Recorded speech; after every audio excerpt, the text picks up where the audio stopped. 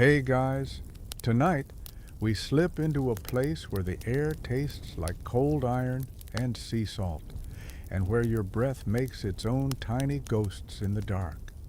You stand there on a frost-edged Viking shoreline, boots sinking into snow that crunches like someone biting into a too-cold apple.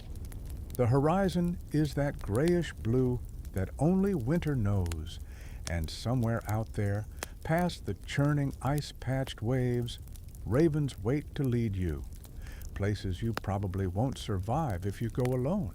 So, before you get comfortable, take a moment to like the video and subscribe, but only if you genuinely enjoy what I do here.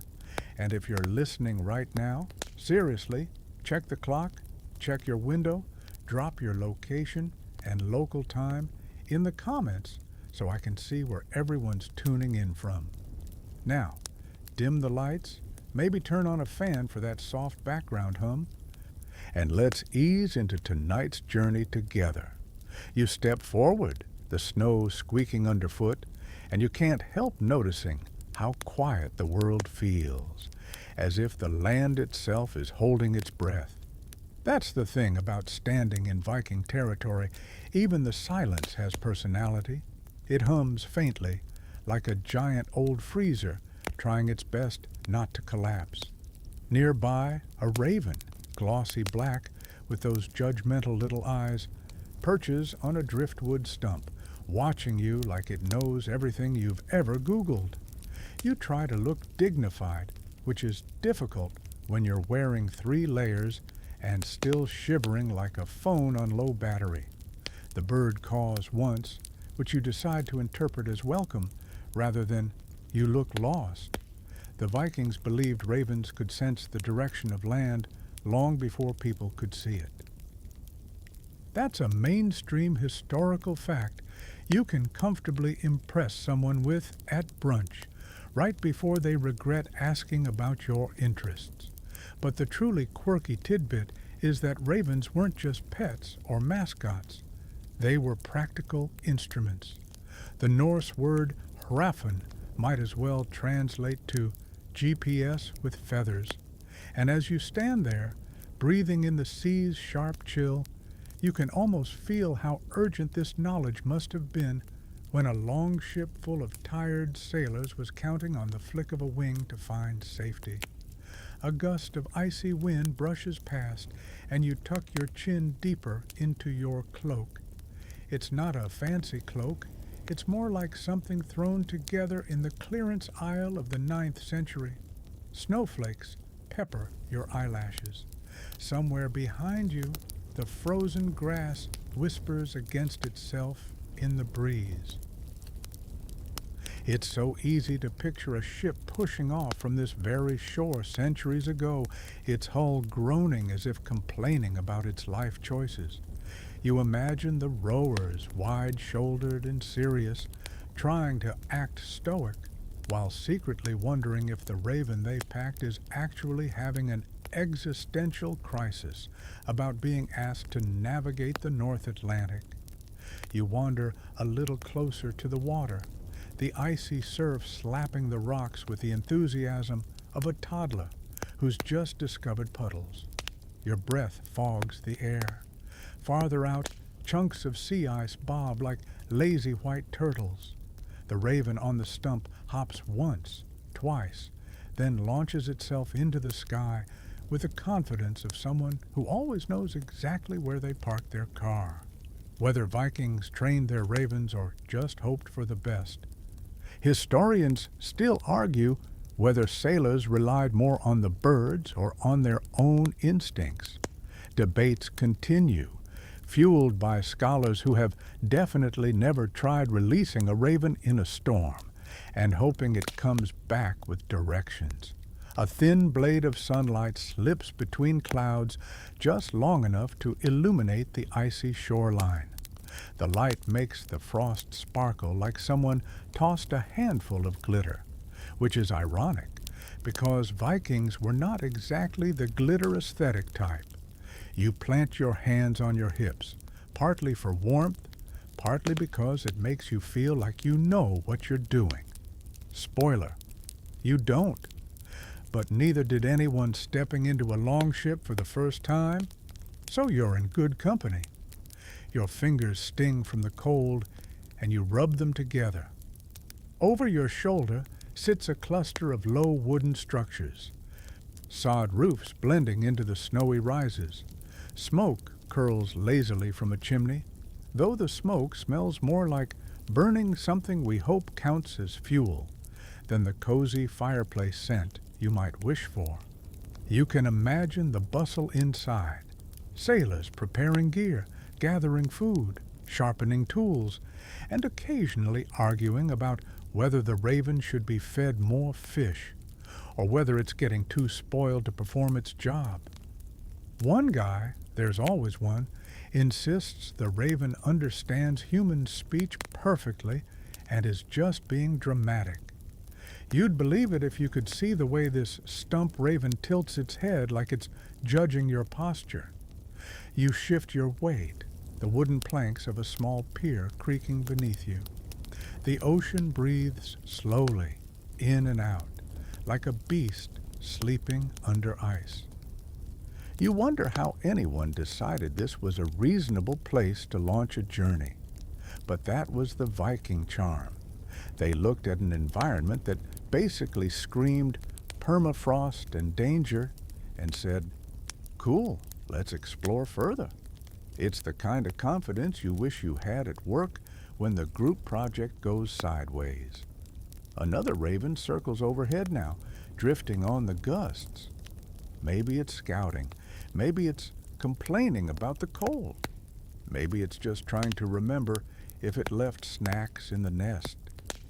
You watch its silhouette drift across the pale sky, and for a moment you feel the strange, comforting rhythm of life in this landscape. Cold ocean, hungry birds, determined people, and wanderlust threaded through every frozen breeze. A third joke for the road. If you were a Viking raven, you'd probably pretend you found land just to get more snacks. And honestly, no one could blame you.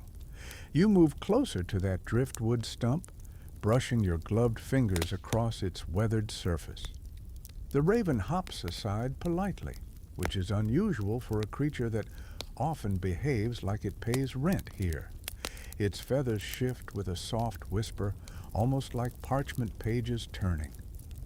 You think about how, centuries ago, a sailor would carry one of these birds in a cage woven from twigs and rope, releasing it into the sky as the ship drifted across the blank, hostile sea. If the raven flew high and then angled toward a particular direction, sailors took it as a sign that land might lie that way. If it circled confusedly and returned to the ship, well, that was less ideal.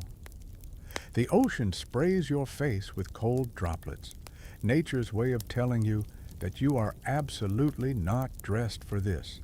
Still, you take a slow breath and let the landscape settle around you. The wind whistles faintly between the rocks.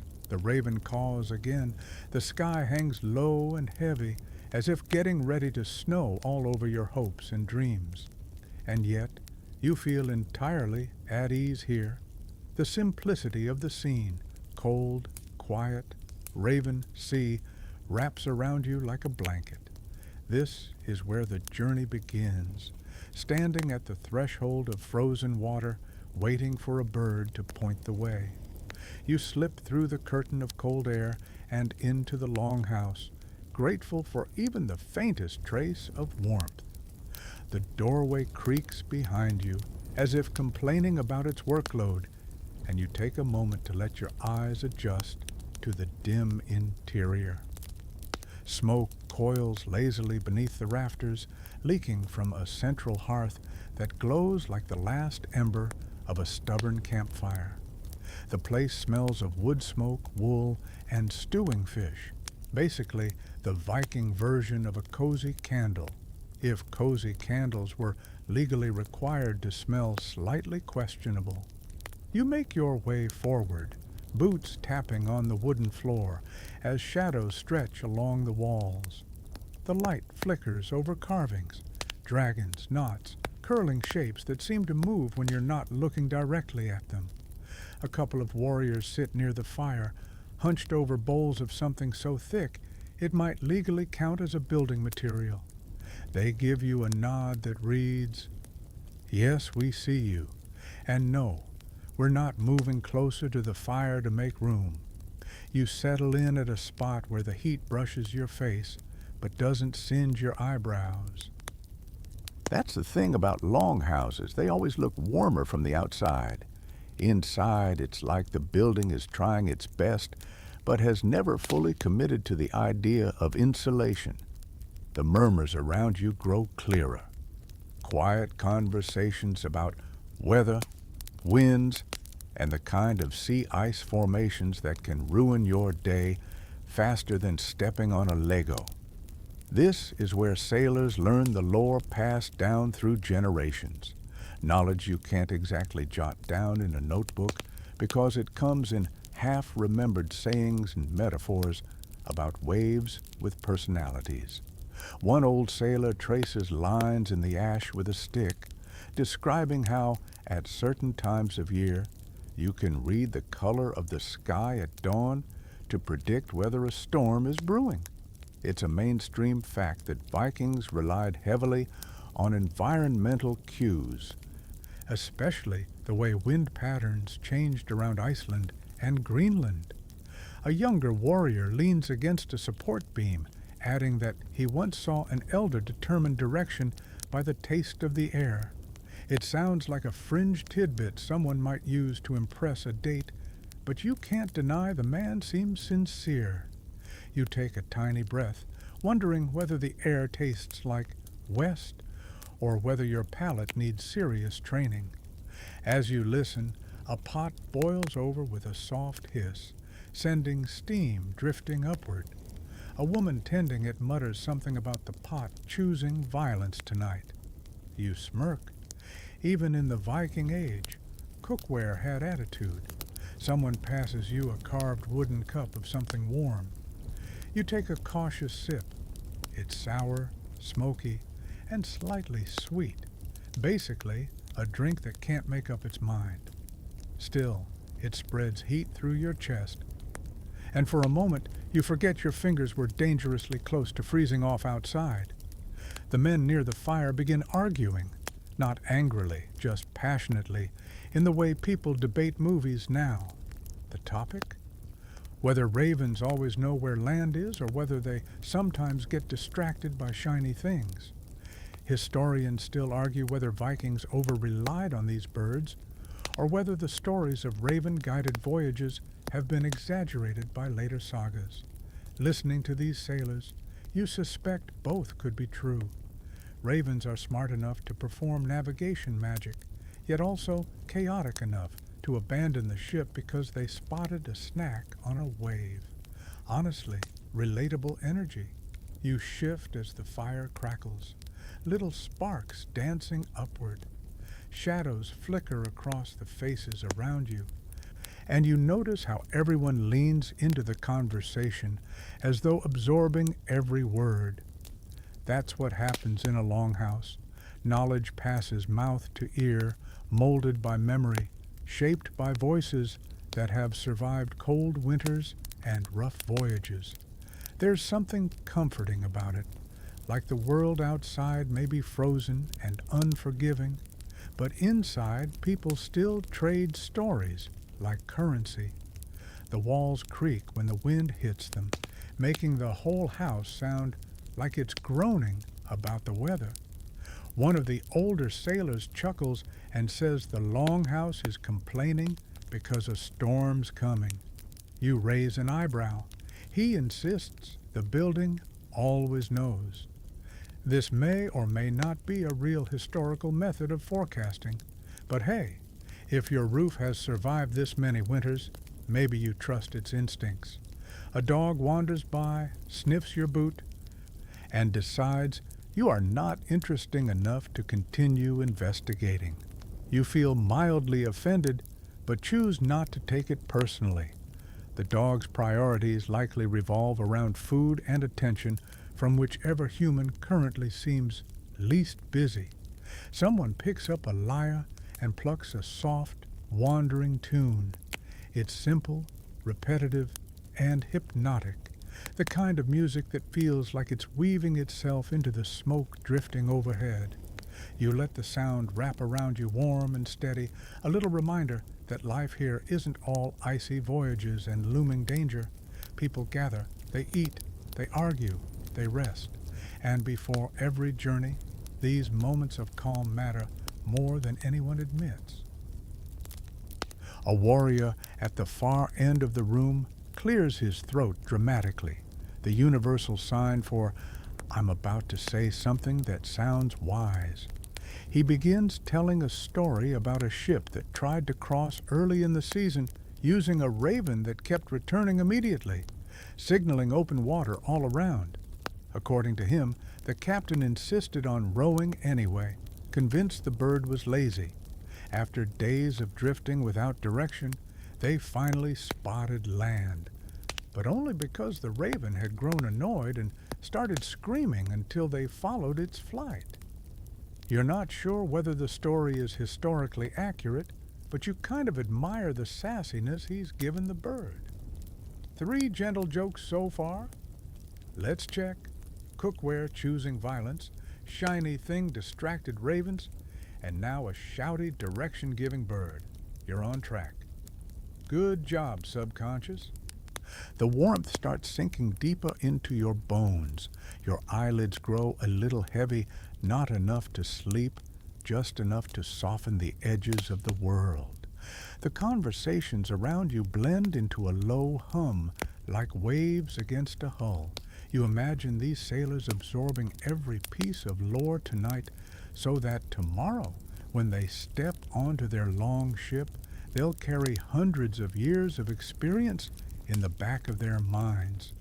Outside, the wind howls again, rattling the door. You can almost feel the icy world waiting beyond this pocket of warmth. But for now, you're safe in the glow of the fire, surrounded by people who tame the world one whispered story at a time. You step back out into the cold, letting the longhouse door thud shut behind you, with the enthusiasm of someone who's done its job for far too many winters. The air outside hits your face like a slap from nature. Refreshing, sure, but also a little rude. Snowflakes drift lazily, more like they're tired than falling, and the path crunches beneath your boots as you make your way toward a small cluster of wooden cages stacked near the shoreline. Each one is crafted from bent twigs, tied with strips of sinew, and shaped with the kind of stubborn practicality that says, yes, this is absolutely meant to hold a bird that is smarter than half the crew. You kneel beside one of the wicker cages and brush away a thin layer of frost. Inside, a raven blinks up at you with glossy, unsettling intelligence, like it's silently judging whether you remember deodorant today. You whisper something soothing, mostly out of instinct, but the raven continues staring as if you've said something deeply offensive. That's birds for you, equal parts brilliant and dramatic. A mainstream historical fact is that Vikings used ravens during voyages to locate nearby land, especially when sailing through fog or across featureless expanses of sea. But the quirky side of the story? Ravens had personalities, mood swings, and occasionally the absolute refusal to perform on command. It's a wonder they didn't unionize. You pick up one of the cages. It's surprisingly lightweight, feels more like a rustic handbag than a navigation tool. The woven structure creaks softly in your hands, reminding you how everything here has to be both delicate and durable at the same time. The Vikings weren't making pretty crafts. They were designing survival equipment.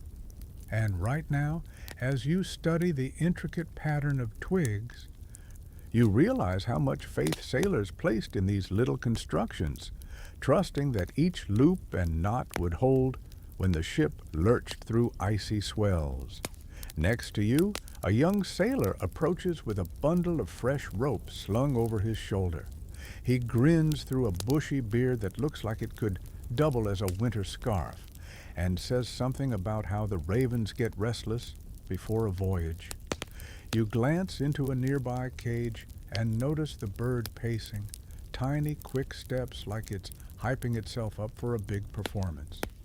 The sailor explains that some ravens recognize the smell of land miles before humans catch a hint of anything. Historians still argue whether this uncanny ability comes from instinct, memory, or something more mystical. You personally suspect it's a combination of instinct and the raven's deep commitment to being smug about it.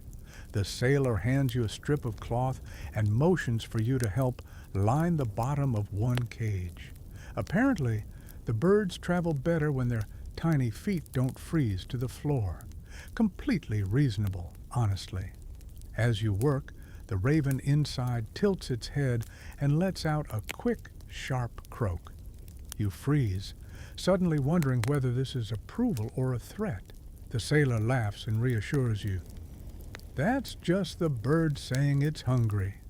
You nod, pretending to be knowledgeable, even though you're 99% sure the raven just insulted your posture.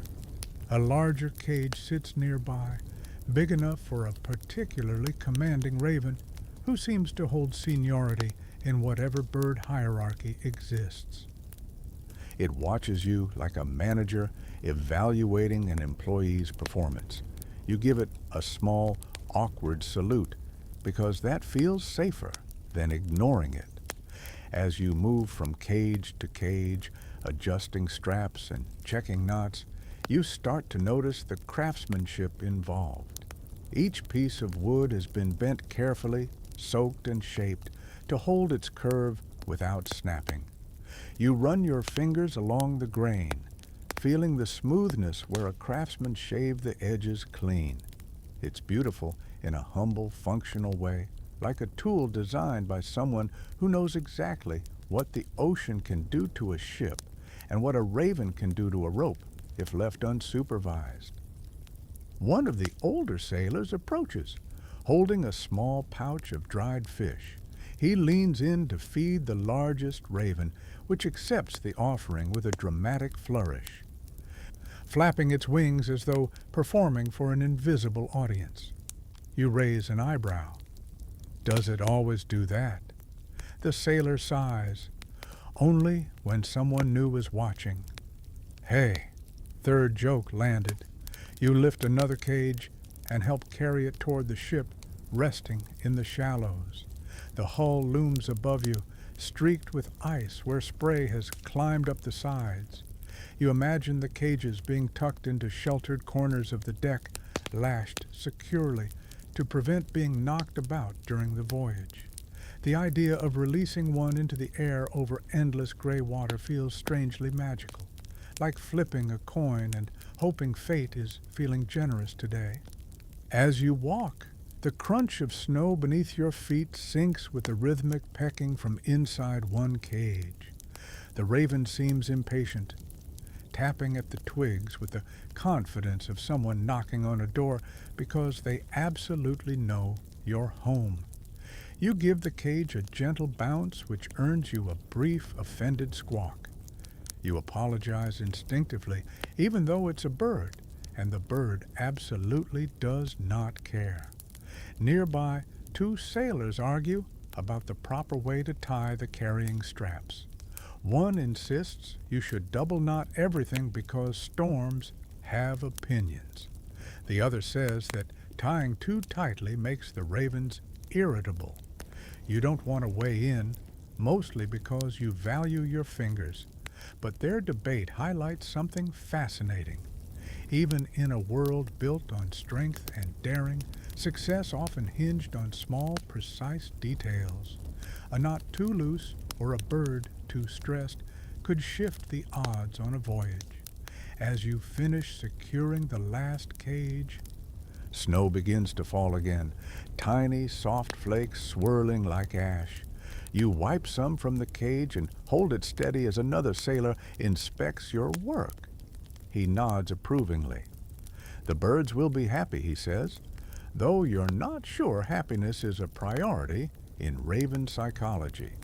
Still, the idea that these tiny creatures could guide a ship across dangerous seas gives you a strange sense of connection. Humans and animals working together in the most unpredictable environment imaginable. It's humbling. The wind nudges your shoulder as if reminding you that every tick of preparation counts. You glance back at the longhouse where smoke still curls lazily upward, and then at the ship waiting patiently in the slush. The ravens rustle in their cages, a chorus of soft wing beats and curious clicks. Even without knowing it, they're preparing too. Soon, they'll take flight over icy waters, their instinct and intelligence steering the fate of every person aboard. For now, though, you stand among the cages, the cold deepening, the flakes swirling around you, and feel the quiet anticipation of a journey about to begin. You plant your boots firmly in the slushy sand as the longship waits before you, its curved prow rising like a frozen wave carved from timber. The crew has been buzzing around it since dawn, tightening ropes, checking planks, and making absolutely sure nothing on board rattles in a way that could reasonably be blamed on ghosts.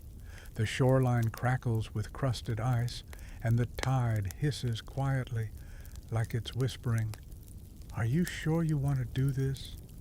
But you're here now, raven cages and all, and the ship isn't going to push itself. A handful of sailors brace their shoulders against the hull, and you join them, digging your feet into the frost-crusted ground. At first, the ship refuses to budge, very on brand for anything wooden and colder than your freezer's least cooperative ice tray. But then, with a groan like an old man standing up too fast, the longship shifts forward.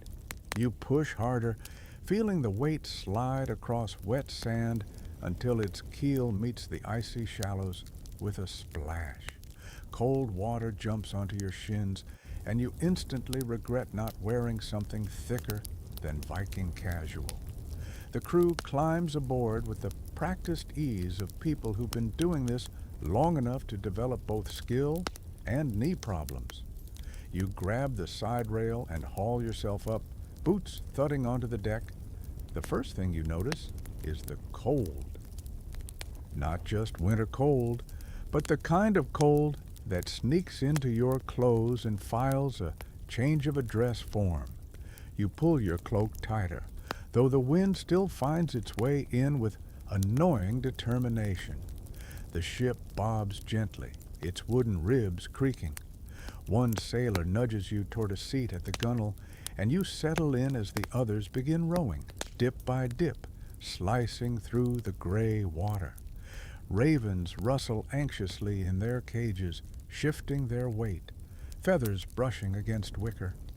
You hear the low thump of oars meeting the sea, the rhythmic breathing of rowers, and the occasional grumble from a man who clearly believes the ocean has a personal vendetta against him.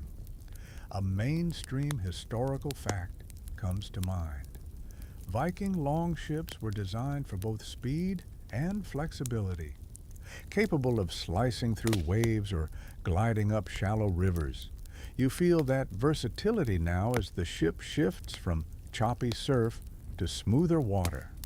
But here's your quirky tidbit. Some sagas claim these ships responded best when names were whispered to them.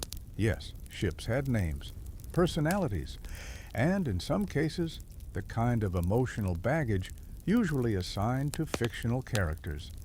Sailors might pat the prow and murmur something like, "Steady now, old girl," as if the vessel could take offense. You aren't entirely convinced it can't. You glance skyward. The horizon stretches endlessly, a pale smear blending sea and air together in one confusing watercolor. No landmarks, no floating signs saying, Greenland this way, just cloud layers that shift like lazy giants. One sailor gestures to a low patch of sky and says it looks open. Another squints and argues that the wind patterns suggest a shift to the southwest. Historians still argue whether Vikings could truly interpret subtle sky gradients or if such skill has been exaggerated by later storytellers. You'd believe either version, standing here. It feels like the sky is a giant mood ring just begging someone to misinterpret it. As you settle into the steady motion of the voyage, the ship begins cutting deeper into open water.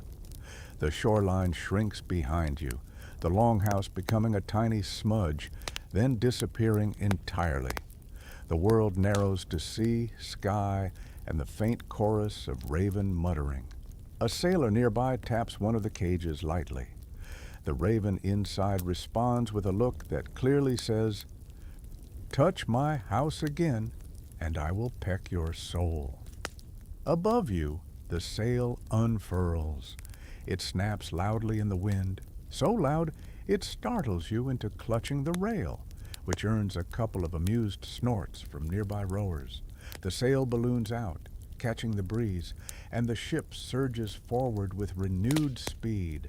The deck vibrates faintly beneath your feet, a sensation that somehow feels both exhilarating and mildly alarming.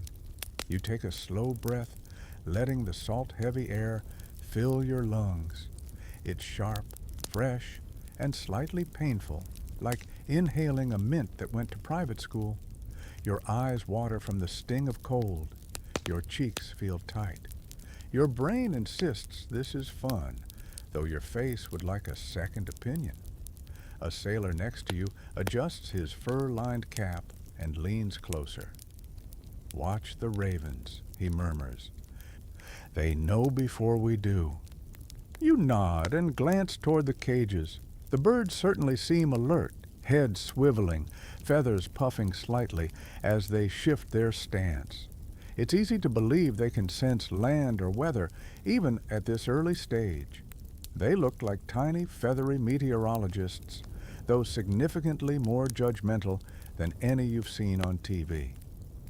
"Don't stare too long," the sailor adds.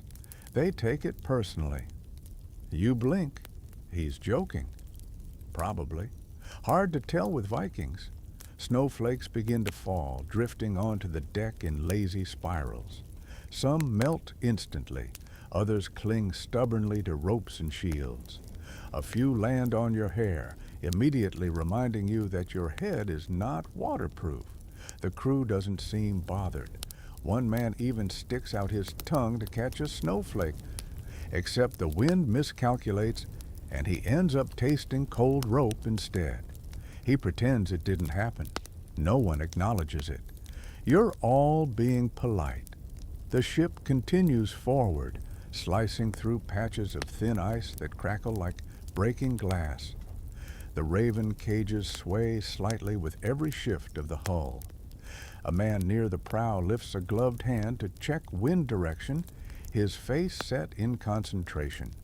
Another murmurs something about good signs, though you're pretty sure he'd also say that if the sky were literally falling.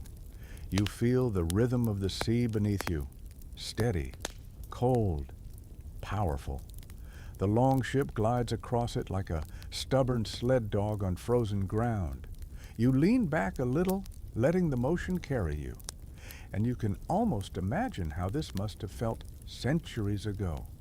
A mix of fear, hope, and the undeniable thrill of heading somewhere unknown. You glance back at the ravens again, and for a moment you swear one of them looks proud. Or maybe it's planning something. Ravens are like that. As the cold deepens and the shoreline disappears fully, you settle into the quiet certainty that this journey, guided by birds, wind, and instinct, is only just beginning. Ahead lies nothing but ice-kissed waves, secrets in the sky, and the promise of land discovered not by maps, but by wings. You brace yourself at the gunwale as the longship glides deeper into the North Atlantic, the world narrowing into a palette of pale grays, bruised blues, and white streaks of drifting ice. The cold has a personality now, sharp, insistent, familiar, like that one co-worker who taps you on the shoulder every 3 minutes just to ask how the spreadsheet is coming. It nips at your ears, pushes through the seams of your cloak, and insists on being acknowledged. You acknowledge it, loudly, inside your head.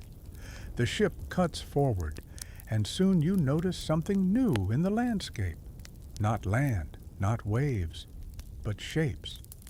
Thin, jagged lines of ice float in deliberate patterns, almost like brush strokes across the sea. They cluster here, scatter there, forming winding paths that stretch toward distant horizons. A sailor taps your shoulder and points ahead. "See that?" he says. "Cold current reading. The ice shows us how the water moves." You lean forward, squinting to understand what he sees so easily. Mainstream historical fact: Viking sailors were incredibly skilled at reading the ocean surface, interpreting currents, swells, and the distribution of ice to infer where land or open water might lie. What looks to you like scattered slush looks to them like a textbook floating on the waves. The sailor explains that certain ice formations drift more heavily near coastlines. Others gather along currents that sweep around islands. The patterns are subtle, like nature scribbling notes in shorthand. A quirky tidbit surfaces in your memory. Some Icelandic fishermen swore that certain ice clusters smelled different depending on how close you were to land. You very deliberately do not lean over the side to smell the ice. You have boundaries, but you file the fact away anyway. You never know when ice fragrance expertise could become relevant in life. Probably never. But still, the ship groans as it meets a thicker patch of sea ice, slicing through like a determined spoon through frozen yogurt. The shards clack against the hull, some bobbing away, others drifting along beside you like mildly offended ducks. You watch them, mesmerized by how each piece carries its own tiny map of cracks and bubbles, like nature tried making glass art, but got bored halfway through. One sailor at the front of the ship balances with uncanny steadiness as he leans out to prod a chunk of ice with a long pole. He mutters something about the deep pull, referring to the tug of a stronger current beneath the surface. You try to feel it too, closing your eyes, tuning yourself to the faint sway, but all you sense is the cold wind making your nose run. The sailor senses your struggle and shrugs. "It takes years," he says, which is Viking for "nice try, though." You shift your gaze to the horizon, where the sky and sea dissolve into one another. The line between them is so faint it might as well be imaginary. But the sailors don't seem concerned. Several of them stand with hands raised to block the glare, watching the ice patterns the way someone at a party might watch for social cues before leaving. One points to a cluster of thin, flat ice plates and says that means you're in a branch of a current that often leads toward land. Another disagrees, insisting it could also mean the current's bending around a ridge of underwater rock. Historians still argue whether Vikings understood underwater topography or were simply making very educated guesses based on surface cues. Judging by the lively disagreement happening on deck, the debate lives on. The ship drifts into a narrow lane of open water framed by two long sweeps of ice. It reminds you of a cold, wet highway, except instead of convenient signage, your directions come from birds and frozen geometry. A soft wind whistles across the surface, sending ripples through the water that shimmer like brushed metal. The ravens rustle in their cages, feathers shifting as though they're listening to something you can't hear. Maybe they are. Maybe they're just bored. It's impossible to tell with birds who think in riddles. You lean farther over the rail, carefully, because falling into this water would be like diving into a bowl of cryogenic soup, and you watch the long stretching lines of broken ice. Some of the pieces tilt slightly, pointing diagonally, creating a zigzag pattern that subtly directs your gaze. A nearby sailor taps the rail. That's the southern drift, he explains. When the ice points that way, land somewhere ahead. You nod, making mental notes, even though you're fairly certain you'll forget all of this the moment you're warm again. Still, it's incredible how the Vikings turned nature's debris into a navigation toolkit. A gust of wind sweeps over the ship, scattering snowflakes across the deck. You shiver, partly from cold, partly from awe. A joke quietly enters your head. If modern navigation fails, at least you now know how to read ice like a very chilly fortune teller. I see in your future. Fingers, probably numb. The ship dips slightly as it glides into another patch of slush, and you grab the rail for balance. The wood feels rough and cold beneath your gloves. You glance at the crew. They're all poised, eyes keen, bodies swaying unconsciously with the movement of the waves. There's something hypnotic about watching them. Their calm confidence, their intuitive reading of every subtle sign, their occasional argument about whether the ice looks too smug today. That's joke number 2. You're welcome. You notice how the current pulls the ice into long fronds that trail behind larger chunks. These fronds act like telltale ribbons, showing the direction of flow. Vikings knew that following certain kinds of drifting ice often indicated travel paths that skirted land masses.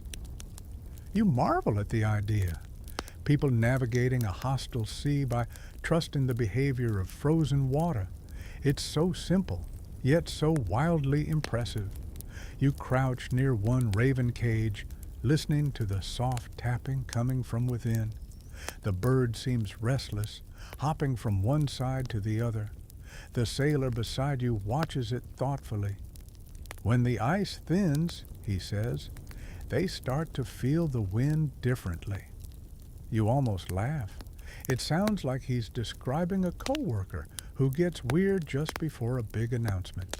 Except in this case, the announcement might be land within a day or storm within an hour. A third joke sneaks out of your mind unbidden. Imagine being so good at your job that people treat your tantrums as data. Honestly, ravens deserve raises. The ship veers slightly westward, following the drifting ice lanes. As you watch the pattern shift and swirl, you start to see the logic of it, the textures that cling together, the breaks that form when current meets resistance, the subtle tilt of sheets that hint at something just beyond the horizon. You might not be a master navigator yet, but you're starting to feel the rhythm of this frozen world. And as the ship glides forward, you find yourself settling into the steady heartbeat of the sea, guided by cold currents, drifting clues, and the quiet promise of land somewhere beyond the ice. You settle a little lower on the bench as the long ship glides on, the world turning quieter, flatter, and somehow more mysterious. The sky feels huge, bigger than any sky has a right to be, and the air around you has that crisp sharpness that makes your eyes water, whether you're emotional or not. Above, clouds drift in slow, towering formations, like distant mountains pretending to be weather. One sailor gestures upward, tapping your shoulder so hard you almost drop your balance. Sky signs, he says, as if that explains everything. Spoiler, it does not. You squint at the wide expanse. What exactly are you supposed to be looking for? The sky is doing its usual sky things, being gray, occasionally leaking cold, judging you. But as you watch longer, patterns begin to emerge. Some clouds stretch long and flat near the horizon, creating faint bands of lighter color. Others pile vertically like soft stone towers in the distance. A mainstream historical fact you've heard whispers through your memory.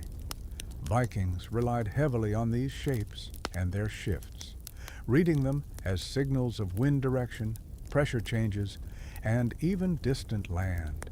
Long, pale streaks near the horizon often meant ice fields or open water reflecting light differently. But it isn't the shapes alone. It's how they glow, dim, or fade, like nature's own Morse code. A soft hup comes from the crew as someone points eastward. You follow their gaze. The horizon there is glowing with a strange flat brightness, pale, silvery, almost blurry. It looks like light stretched thin across glass. That, the sailors whisper, could be a sign of ice farther ahead. Ice sometimes reflects sunlight in a way that makes the sky appear lighter, a trick known as ice blink. You stare at the glow, impressed. It's subtle, like nature sneakily trying to help without wanting credit. A quirky tidbit someone once told you. Something about Vikings using not only the sky, but also the silence between gusts. Apparently, certain winds create soft, low hums across flat water or ice. You tilt your head slightly, trying to hear what the sailors hear. The sea feels quiet, like it's holding a breath. Waves lap gently against the hull, but there's also a faint emptiness in the air, like the atmosphere is thinking. One sailor describes this silence as the white hush, a moment when the sea hints that weather is shifting. You pretend you know what that means. You absolutely do not. The wind changes, brushing your face with a colder edge. The sailors all turn slightly at the same time, as if choreographed. Watching them is like watching birds react to an invisible signal. They glance up at the clouds, measuring the pace of their drift. For a second, the ship feels like a floating observatory. Then, behind you, someone mutters, but the horizon tricks the eye. Historians still argue whether the old sailors understood the refraction fully or just pretended they did. The others chuckle. You join in, pretending to understand what refraction fully entails. You know, refraction is a thing that makes straws in water look bendy. Beyond that, your expertise is limited. Still, you tilt your head, noticing how the horizon wavers slightly, as if being stretched. Light bends over cold air pockets differently, creating illusions, mirages that can hint at land or ice long before it's visible. The Vikings may not have used the term optical refraction, but clearly they noticed the effect. The sky might glow softly above sea ice or darken above open water. Those subtle cues are like whispers that only patient sailors hear. You watch the pale line brighten, dim, shift again. The effect is mesmerizing, almost hypnotic. Your eyelids feel heavier. The ship rocks in a gentle rhythm that could easily lull you into a nap if not for the occasional icy breeze slapping your face like a disapproving parent. A raven in one of the cages lets out a sudden sharp croak, jolting you upright. The bird flutters its wings impatiently, its glossy feathers catching what little light filters through the clouds. You get the sense it's reacting to something, air pressure perhaps, or some distant scent carried by wind. The crew pays attention, but not too much. Ravens are excellent guides, but they are also dramatic. One sailor leans over to you and whispers, "Sometimes they do that just to ruin the quiet." You snicker. Joke number one. Check. The sky shifts again. A streak of sunlight breaks through a split in the clouds, illuminating a patch of water ahead. The sudden brightness startles you. It's like someone turned on a celestial flashlight. The sailors mutter among themselves, comparing notes, pointing at faint lines you can barely see. One man swears the color change means a warm current crossing beneath the cold surface. Another rolls his eyes and says, "It means no such thing." You get the feeling this argument has been going on for years, maybe centuries, probably back when someone first said, "I bet I can tell the weather by staring aggressively at a cloud." You gaze back at the cloud towers, now drifting like slow-motion mountains. They look soft, but you know each shape carries meaning. Thin, high streaks might suggest calm weather. Thick, dark layers could promise snow or sleet. Puffy clouds rising vertically often hint at storms. You watch the vertical ones with particular caution. They look ambitious. The silence of the sky deepens. Even the ravens seem to quiet, feathers ruffling in anticipation. The ocean smooths out, turning into a dark, almost metallic expanse. A sailor to your right murmurs that long, calm stretches like this are usually signs of an impending shift. You shiver, not sure if it's fear or cold. Probably both. Now that you're paying closer attention, the sky feels alive in a way you never noticed before. Patterns shift like signals. Colors pulse faintly. Even the wind seems to speak. Soft hisses, gentle sighs, rising whispers. You sit straighter, listening for clues. Maybe you're getting the hang of this. Maybe you're imagining everything. Hard to say, honestly. A second joke bubbles into your thoughts. If the sky were any moodier, it'd be writing poetry in a candlelit corner. You resist saying it out loud. It might offend someone's Viking sensibilities. You inhale slowly, letting the cold air fill your lungs. The horizon glows, dims, then glows again. The light flickers across the water like a faint heartbeat. The crew watches, measuring every subtle change. No instruments, no charts. Just eyes, instinct, and a centuries-old trust in what the sky can reveal. Another raven croaks, not in a panicked way, more like it's clearing its throat to make an announcement. You lean in, expecting something profound. Instead, it hops once and turns around, showing you its tail. Classic raven behavior. A sailor laughs softly. "Sign of good weather," he says jokingly. Joke number 3 delivered. Still, the bird's movement nudges something inside you. You look up again. The clouds shift, revealing a sliver of lighter sky beyond. The sailors take this as encouragement. The light softens, painting the sea with a calm glow. As you watch the vast sky unfolding above, you feel something settle inside you. A quiet understanding. The sky isn't just overhead, it's part of the journey. It speaks through light and shadow, through shape and silence. And you, tucked against the rail of a longship on icy waters, are slowly learning to listen. You shift toward the center of the deck as a hush settles over the longship. Not silence exactly, but a tightening of sound, a holding of breath. Even the wind seems to pause, as if curious about what's coming next. The captain steps forward, boots thudding gently against the planks, and gestures to the raven cages. You feel the mood change instantly. This isn't just routine. This is the moment every sailor watches for, the moment when instinct meets wing. The captain nods to a wiry sailor with frost-stiffened braids. The man kneels beside the largest cage, fingers working confidently on the rope ties.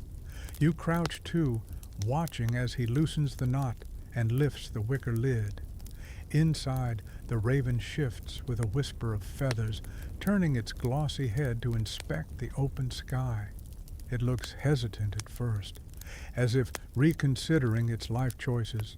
But then something sparks behind its dark eyes. Maybe it smells something on the wind. Maybe it's just excited to stretch its wings after hours of travel.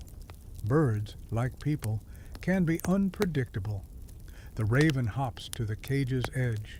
The sailor murmurs something low and rhythmic. A habit, maybe a superstition, maybe just a calming ritual. Mainstream historical fact. Sailors often released ravens multiple times during a voyage, watching their flight to determine the direction of land. If the bird flew straight and didn't return, it meant land was likely in that direction. If it circled and came back, it meant nothing useful was nearby. But the quirky tidbit, some sailors believed ravens had strong opinions about which captains they liked. A bird might refuse to fly for someone who'd previously annoyed it. And yes, that means there were probably petty conversations between crews like, "Bjorn, what did you do? The raven hates you now." The captain steps back and raises one arm, signaling everyone to hold steady. You feel your heartbeat sink with the quiet tension. The raven suddenly spreads its wings, broad, dark, beautiful, and in one powerful motion, it launches upward. The air bursts under its lift, sending a tiny flurry of frost swirling from the cage. For a moment, all eyes follow its climb into the cloud-thick sky. You crane your neck watching the bird rise. It flaps hard at first, gaining height, body slicing through the cold air like a shadow with ambition. Then it levels out, gliding with effortless confidence. The entire crew watches its every move, their expressions sharp, focused. This isn't something casual. This is navigation, living, breathing, unpredictable navigation. The raven circles once above the ship, feathers glinting faintly in the muted light. You track its movement, trying to decipher meaning from the pattern. Does this circle mean something? Is it just warming up? You whisper the question to the nearest sailor. He shrugs. "It's thinking," he says, as if that explains everything. Maybe it does. A moment later, the raven tilts its wings and shoots off toward the northwest. Not straight ahead, not directly back toward shore, a diagonal streak of motion like a black arrow cutting through the pale sky. The crew erupts in murmurs. Some smile. A few nod knowingly. One sailor mutters, "Good sign." Another responds, "Unless it saw fish." Historians still argue whether ravens purposely sought land or simply flew toward interesting smells. Honestly, given how food-motivated many animals are, either explanation feels valid. The captain watches carefully, eyes narrowed, then gestures for the helmsman to adjust course. The ship creaks as it shifts direction, angling slowly after the raven's chosen path. You feel the long ship lean gently under your boots, the water slapping differently against the hull now. The ravens remaining in their cages shuffle, perhaps sensing the change. Your heart races a bit.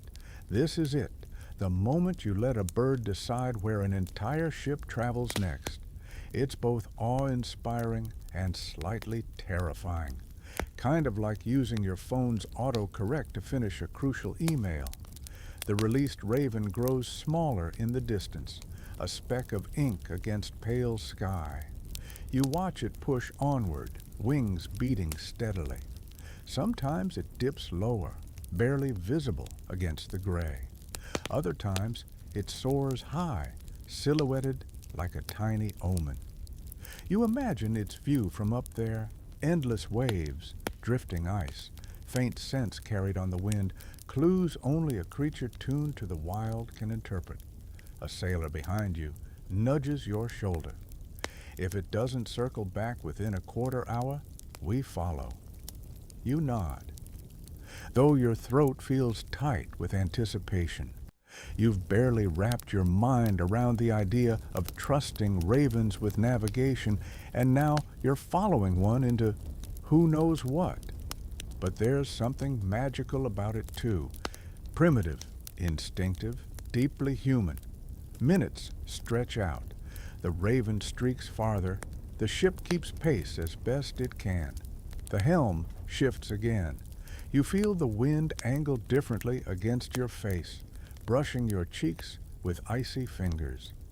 The sea below thickens with faint lines of darker water, currents bending around something unseen. You wonder if land really lies out there, just beyond the horizon. A joke bubbles into your mind.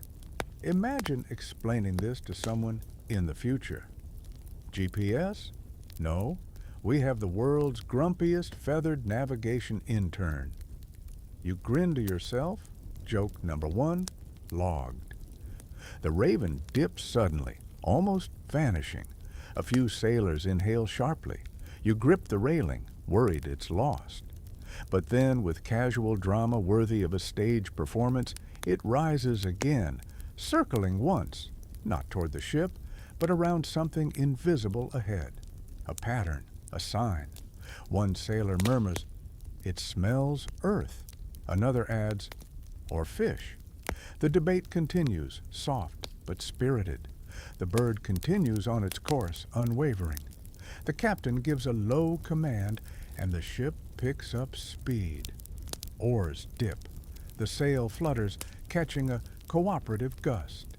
The sea opens before you in long rolling swells. The air feels subtly different, still cold, but carrying an edge of something richer, something like promise. The raven, now far ahead, gives a distant call, a sound barely audible but unmistakable. It echoes faintly across the waves. The crew stiffens. You lean forward, studying the horizon for the first hint of land. There's nothing yet, just gray, water, ice, sky, but the raven keeps flying, undeterred. A second joke warms your thoughts. I hope it's not leading us to its cousin's birthday party. The idea of ravens gathering for social events is weirdly adorable. But then a doubt sneaks in. What if the raven does decide midway it wants to return? What if it spotted something distracting, like drifting kelp or a shiny fish?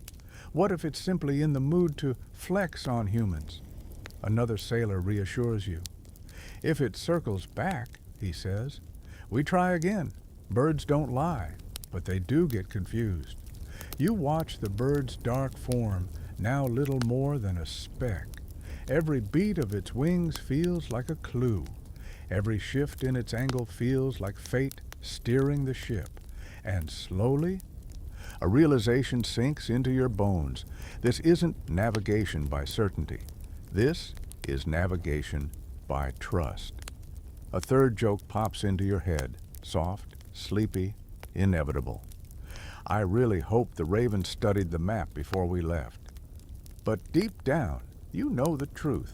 There is no map out here, no chart, no compass, just instinct, sky, sea, and this extraordinary bond between humans and a bird brave enough to lead them across the frozen unknown.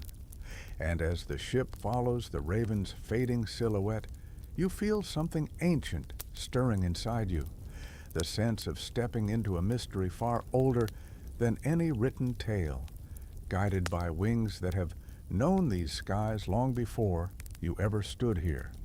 You ease yourself back against the gunwale as the raven disappears into the hazy distance, swallowed by a sky the color of cold iron. With the bird's direction set and the ship shifting steadily along its wake, a strange quiet settles over everything. Not silence exactly, but the kind of gentle hush the world takes on when it decides to give you a moment to breathe. You let your shoulders drop and your eyelids drift lower, and before long you're sinking into the soft rhythm of travel. Oars dipping, waves tapping, wood creaking like an old house stretching in its sleep.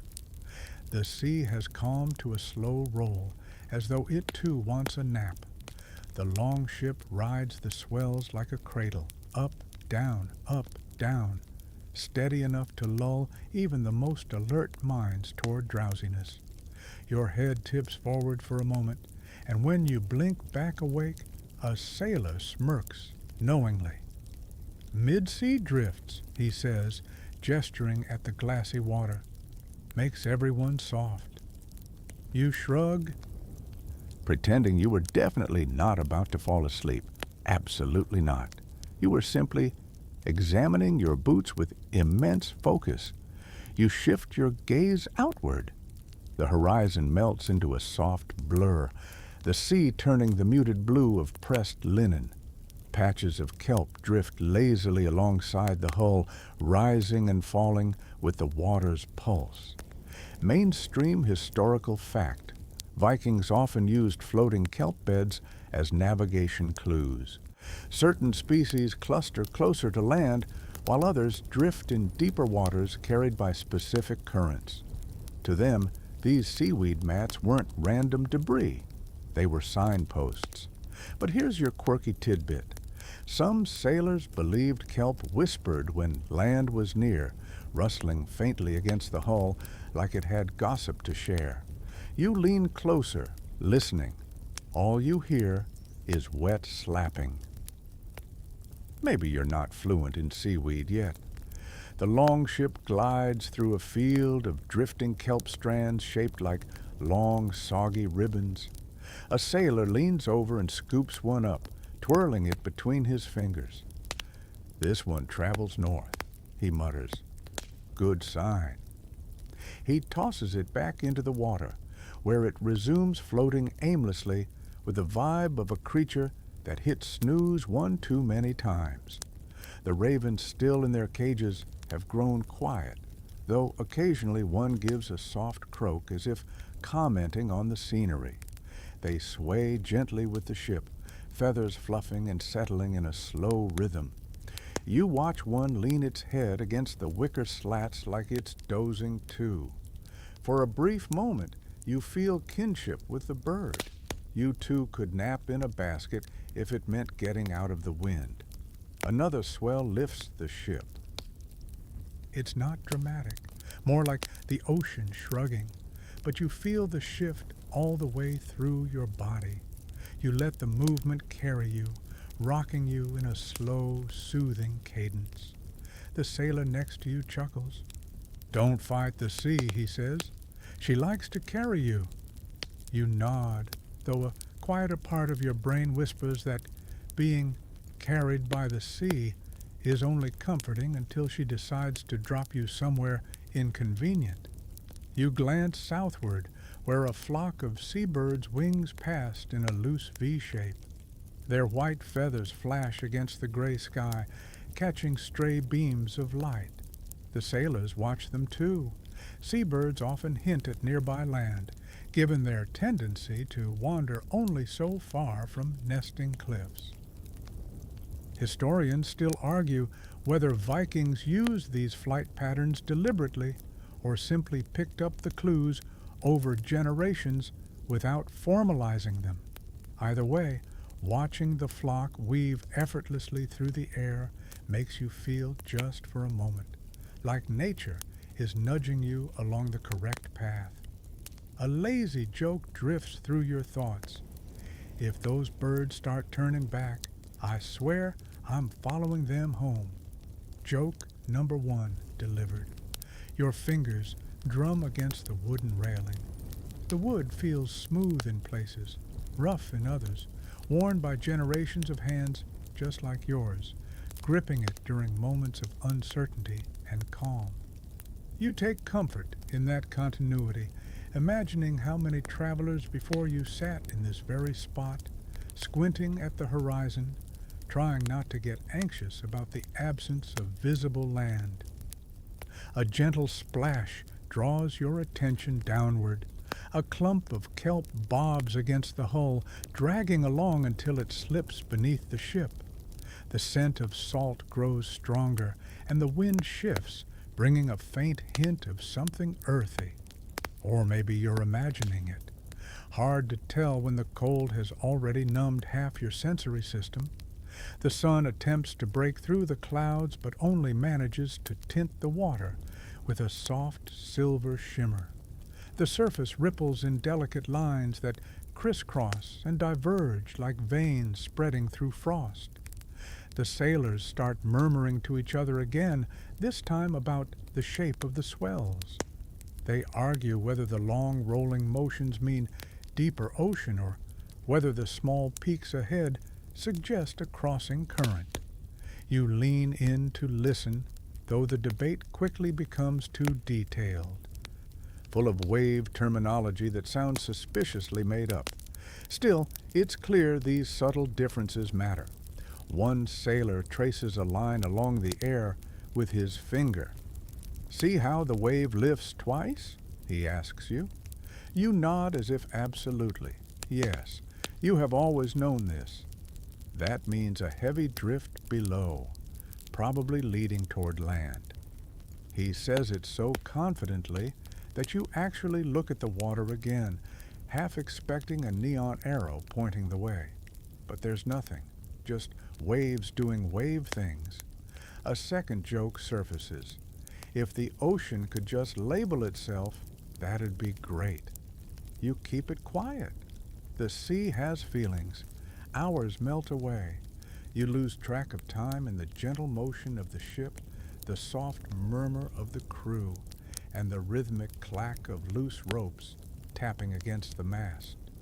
You're not quite awake, not fully asleep, floating mentally the same way the ship floats physically.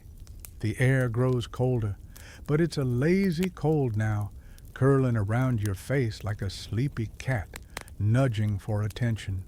One raven gives a sudden, sharp call, more alert than before. The sailors glance up. "It feels something," one mutters. You straighten automatically. The bird hops to the edge of its cage, feathers puffing. Then, anticlimactically, it yawns.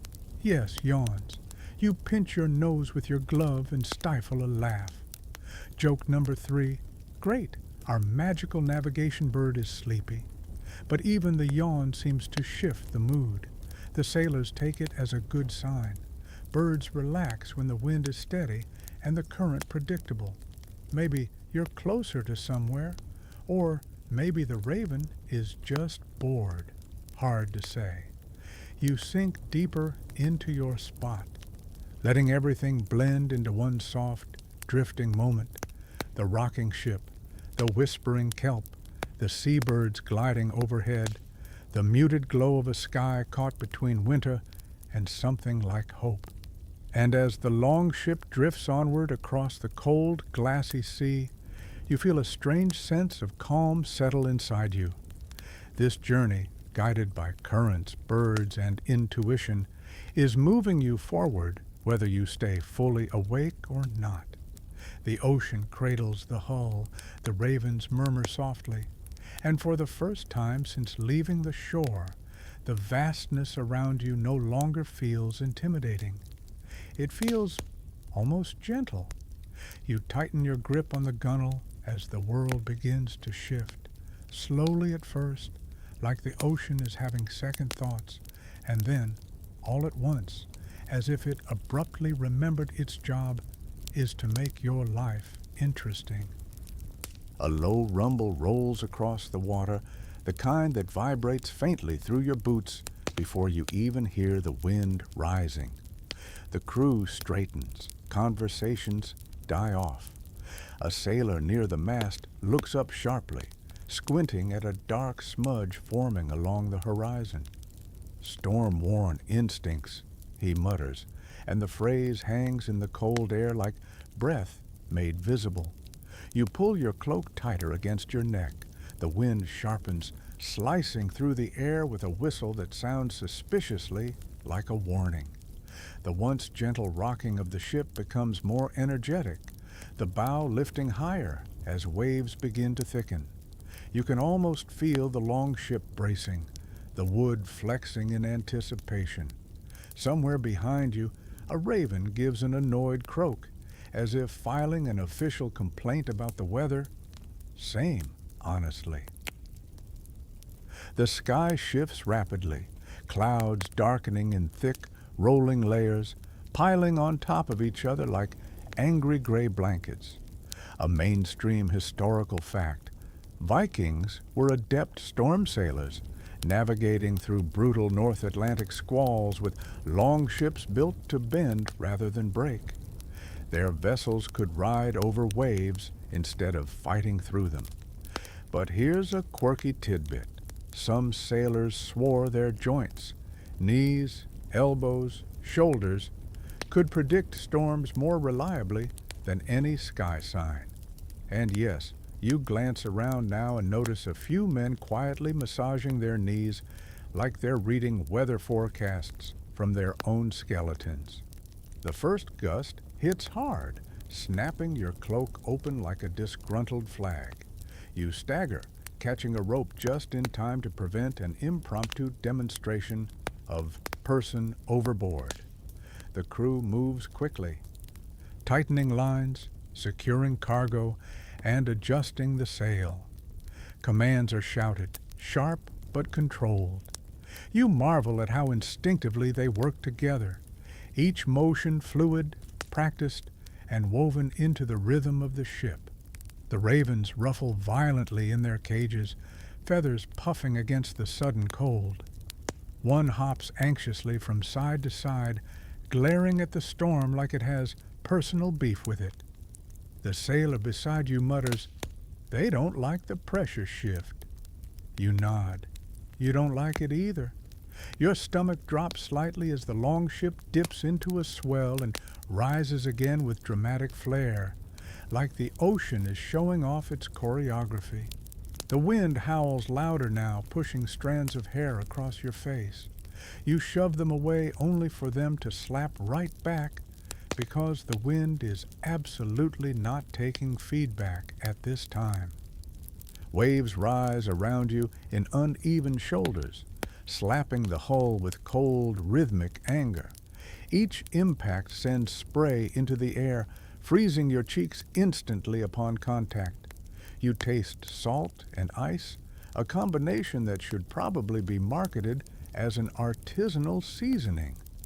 Another wave lifts the ship sharply. You're thrown sideways, catching yourself on a shield rack.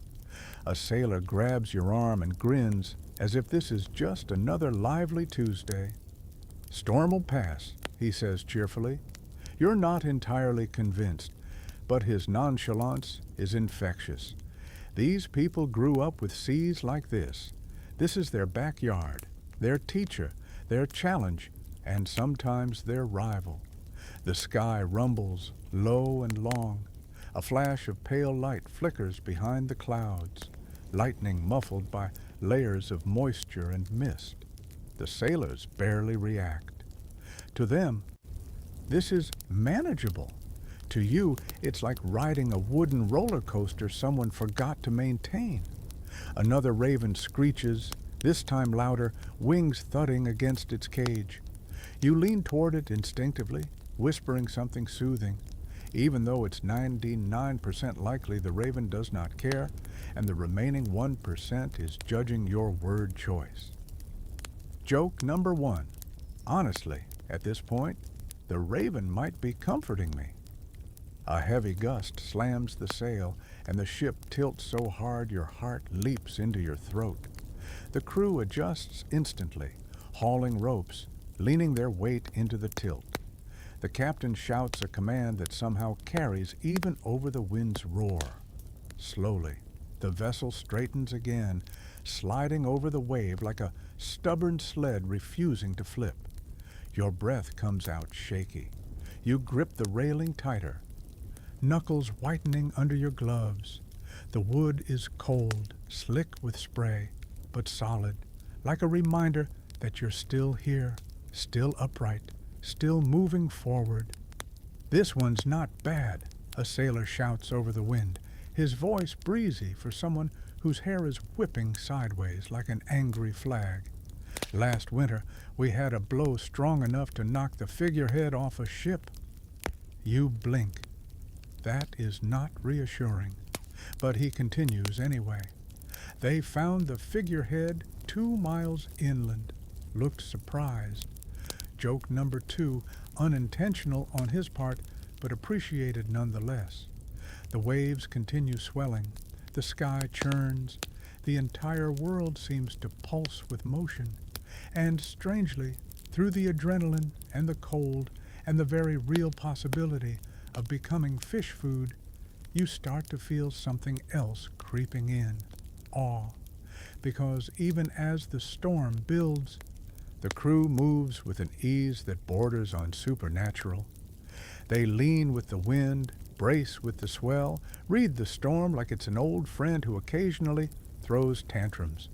Some stand still for long moments, eyes narrowed, feeling the ship's tilt and the air's weight. Gut instincts, built from years on the water, guide every adjustment. A mainstream historical fact flickers through your mind.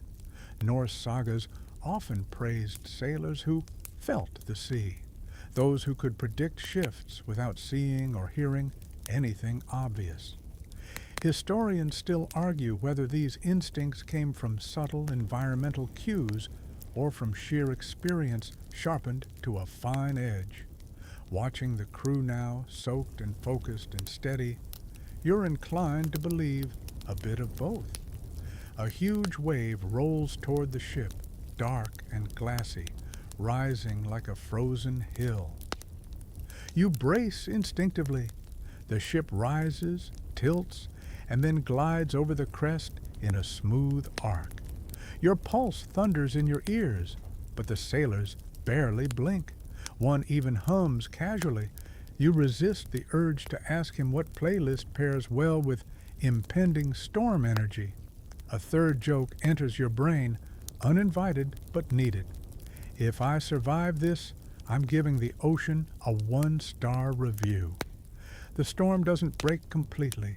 It doesn't explode into chaos. Instead, it lingers, a rolling, growling presence that tests you without fully committing. The waves stay high, the wind stays sharp, but the ship holds strong.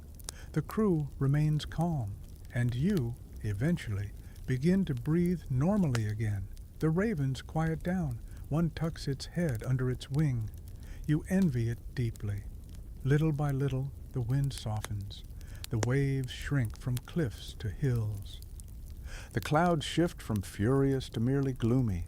It's like the storm got bored and wandered off to bother someone else. You sag against the railing, exhausted, but very much alive. The sailors give each other nods, not celebratory, just acknowledging another challenge met. The sea settles, the ship steadies, your heart slows, and even though you're soaked, freezing, and slightly traumatized, you feel something fierce stirring inside. Respect. For the crew, for the ship, for the ravens, and for the wild, unpredictable sea that shapes them all. Night doesn't fall so much as it seeps in, slowly, quietly, like ink soaking through cloth. The sky loses its silver tones bit by bit until it becomes a deep, velvety blue-black. The storm has wandered off, bored with you and your ship, and the air feels strangely still in its wake. The crew moves more softly now, steps thudding gently against the damp planks. Someone wrings water from their cloak. Someone else pokes at the sail with a stick, like they're trying to convince it to drive faster through sheer personal charisma. You rub your hands together for warmth. The cold feels different now, less aggressive, more like a persistent friend tapping your shoulder to remind you that frostbite is still a thing. The sea has smoothed into a dark mirror, ripples catching the faintest glow of the night sky. And then you look up. There it is. A ripple of pale green dances along the horizon, so faint you almost miss it. At first it looks like a cloud catching some distant, impossible light. Then the glow strengthens, stretching upward like a brushstroke across the heavens.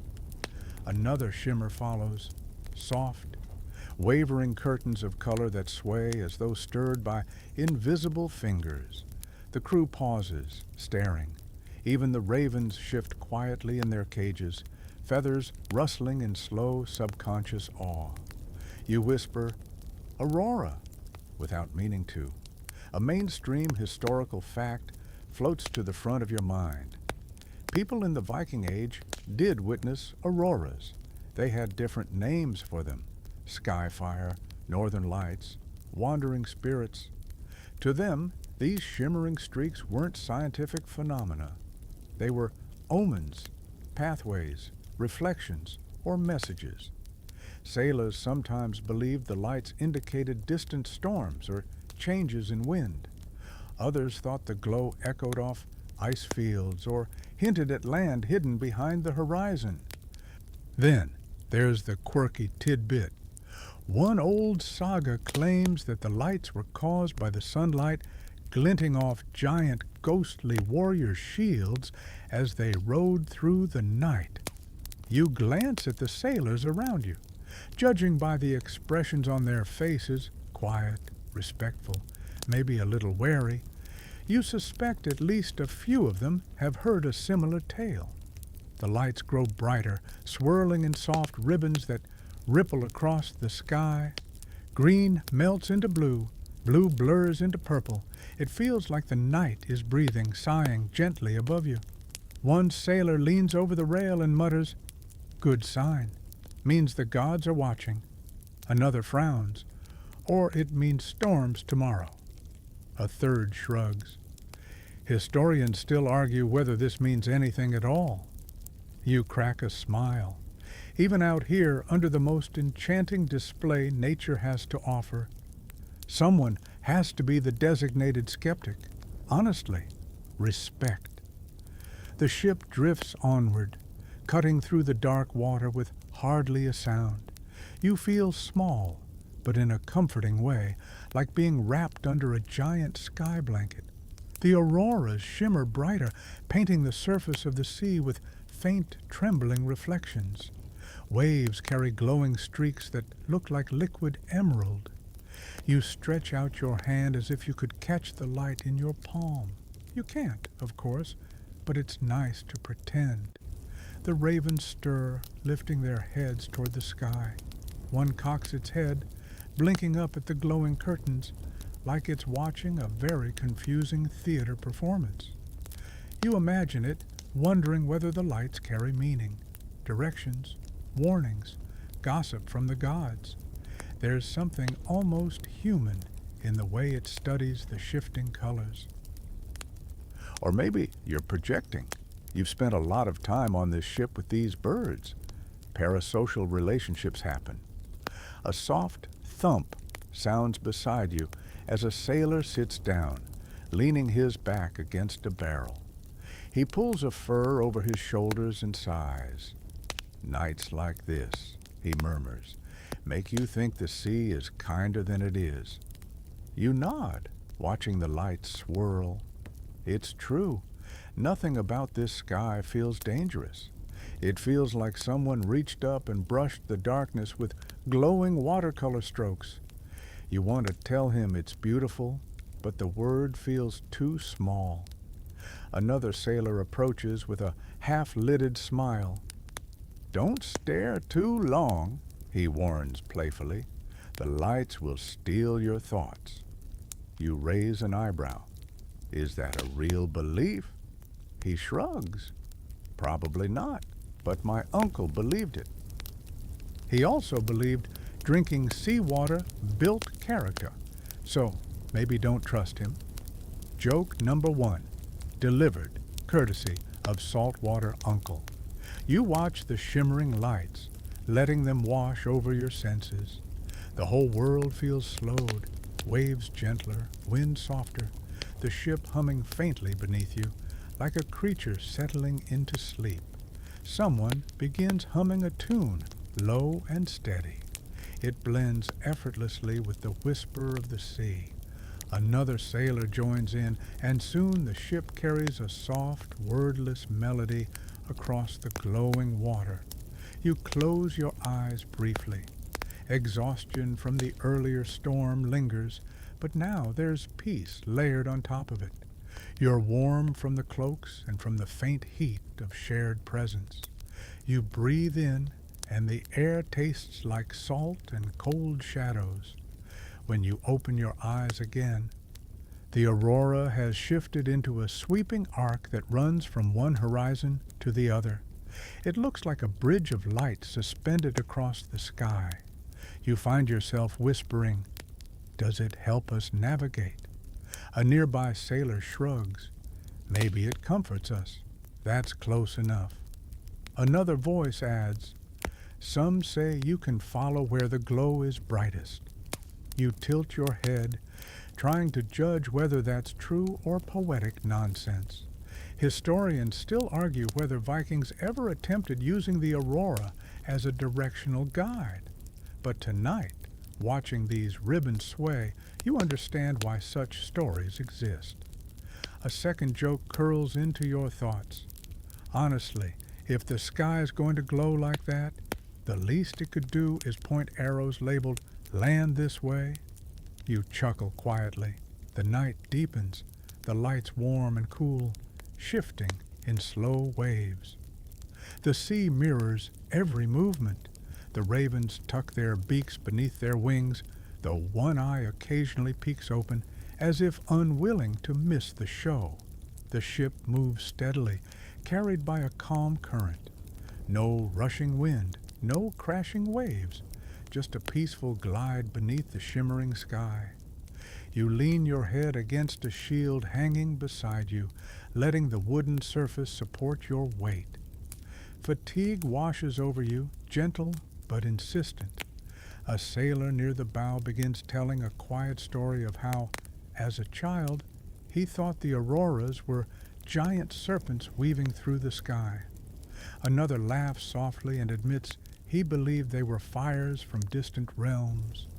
You listen, comforted by their voices, by the shared wonder in the air. Everything feels softer under this light. Your fears, the vastness of the sea, even the cold. A third joke drifts by lazily. If giant sky serpents are up there, I hope they're friendly and maybe open to doing some light navigation work. You smile to yourself, the kind of smile that belongs to late-night quiet moments. The auroras shimmer, the sea sighs, the ship glides onward, wrapped beneath a sky that feels impossibly vast and impossibly close all at once. And somewhere ahead, beyond the darkness, beyond the glowing horizon, your journey continues. You stretch your fingers toward the faint warmth left on the shield beside you, letting the wood's residual heat soothe the cold knots in your knuckles. The aurora still hums faintly across the sky, but a softer gray light begins nudging at the horizon, morning preparing to elbow its way in. The sea is calm again, that glassy calm that makes you suspicious, like it's planning something. The crew moves around in quiet routines, adjusting ropes, checking supplies, shaking out damp cloaks. Everything feels steady, almost peaceful, and that's precisely when a sailor dumps something unexpected into your lap. A cluster of strange little objects, stones, strings, polished bits of crystal. "Fringe gear," he says with a grin. "Odd charms, navigation tricks, things the old ones swear by." You blink down at the assortment. It looks halfway between a mystical toolkit and the contents of a very confused pocket. He picks up one of the crystals, a clean, milky shard with edges that catch the growing light. "Sunstones," he says, lifting it so that morning's dim brightness glints faintly within. a mainstream historical fact. Some medieval sources, slim, precious, and hotly debated, mentioned special stones that could detect the sun's location even through fog or clouds. These may have been related to Iceland's spar, a crystal known for its polarization properties. When rotated correctly, the light passing through it reveals the direction of the hidden sun. But your quirky tidbit. Some Viking sailors called them cloud cutters, believing the stones literally slice through the sky's confusion to show the sun sulking behind the clouds. And yes, that mental image does make it sound like the most dramatic weather tool imaginable. The sailor hands you the stone. You hold it up, tilting it gently. At first, you see nothing more than a vague brightness. Then, subtle as a breath, you notice a faint line of light intensify when the stone turns just so. You tilt again, and the glowing streak shifts position. There, the sailor says, tapping the stone. That's east. You raise your eyebrows. Is it always accurate? He shrugs like a man who has trusted rocks with his life more than once. Usually, unless the stone's moody. You snort. Joke number 1, check. Great, even the equipment has emotions. Another sailor approaches, plopping down beside you. He holds a small charm carved from bone, tiny runes etched into its surface. Luck rune, he explains, rubbing it between his fingers. Helps the birds choose wisely. You blink. You influence the ravens? He nods with the utmost sincerity. Sometimes, when they're in a helpful mood. Historians still argue whether such charms were superstitious, symbolic, or genuinely believed to enhance navigation. Judging by the way the crew treats them with casual reverence, the way someone might hang up a lucky keychain before a long drive, you suspect it's a mix of habit, hope, and tradition. Tools don't have to be scientifically perfect to matter. Sometimes they just give people courage. Another sailor joins the growing cluster, carrying a pouch that jingles suspiciously. He dumps its contents onto the deck, small copper discs, feathers bound with thread, a smooth stone shaped like a teardrop. Storm calmer, he explains, pointing to the stone. Hold it tight when weather turns bad. You raise an eyebrow. Is it magic? He grins. It's heavy. Keeps your hands busy so you don't think too much. Honestly, valid coping mechanism. He sorts through the trinkets, occasionally tossing one onto another's lap. Good for wind shifts, he says. Good for luck. Good for remembering home. Good for stopping that one raven from judging you too hard. You realize quickly that some of these charms are more excuses than tools, much like modern people carrying stress rocks or lucky pens. One of the ravens croaks loudly at that moment, as if disagreeing with being included in the conversation. It flaps once, dramatic, like an actor in a play who refuses to be upstaged by a bone trinket. You swear the bird is posing. The sailor nods at it gravely. That one's never impressed. You glance between the raven and the charms littering the deck. Do these things actually work? 3 sailors shrug in perfect unison. One finally says, "If they make us confident, then yes." The ship creaks softly, shifting into a gentle current. You roll the sunstone between your hands, watching light dance within its depths. The sailor gestures for you to hold it up again. This time, the glow is stronger, clearer. You rotate it a little more, and suddenly a line of brightness shoots across its surface like a miniature sunrise trapped in a pebble. "See," he says, proud, "you're getting it." You nod slowly. Even if the science is fuzzy, there's something undeniably soothing about the stone.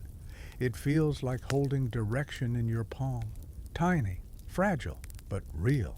Another sailor holds up a polished wooden disc with an engraving of concentric rings. Helps me keep count, he says.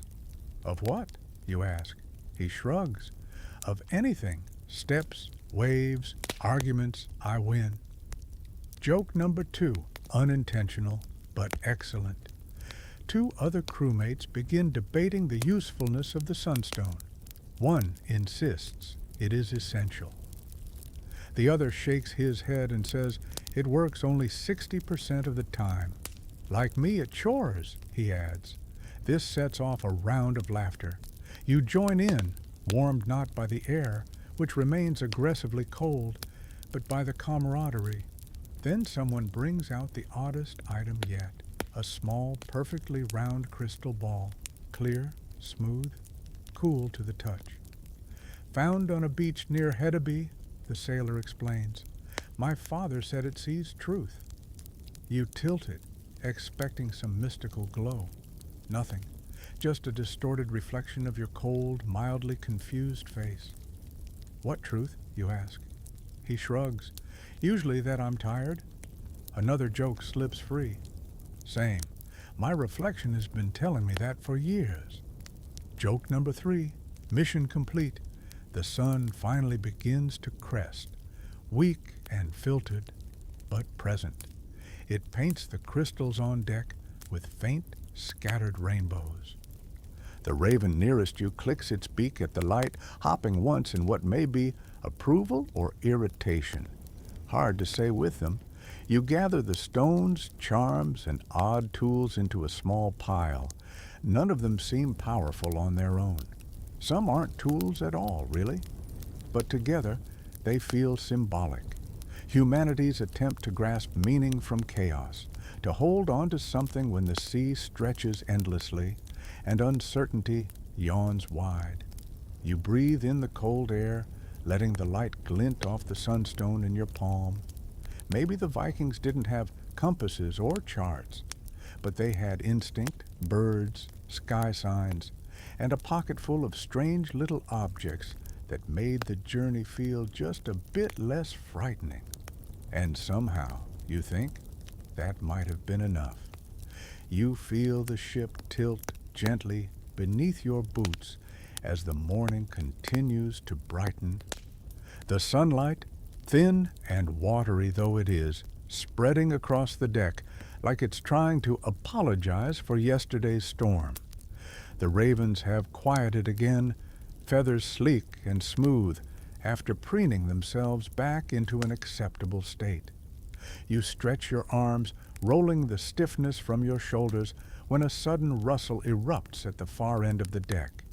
A sailor shouts, "It's coming back," and points toward a distant speck in the sky.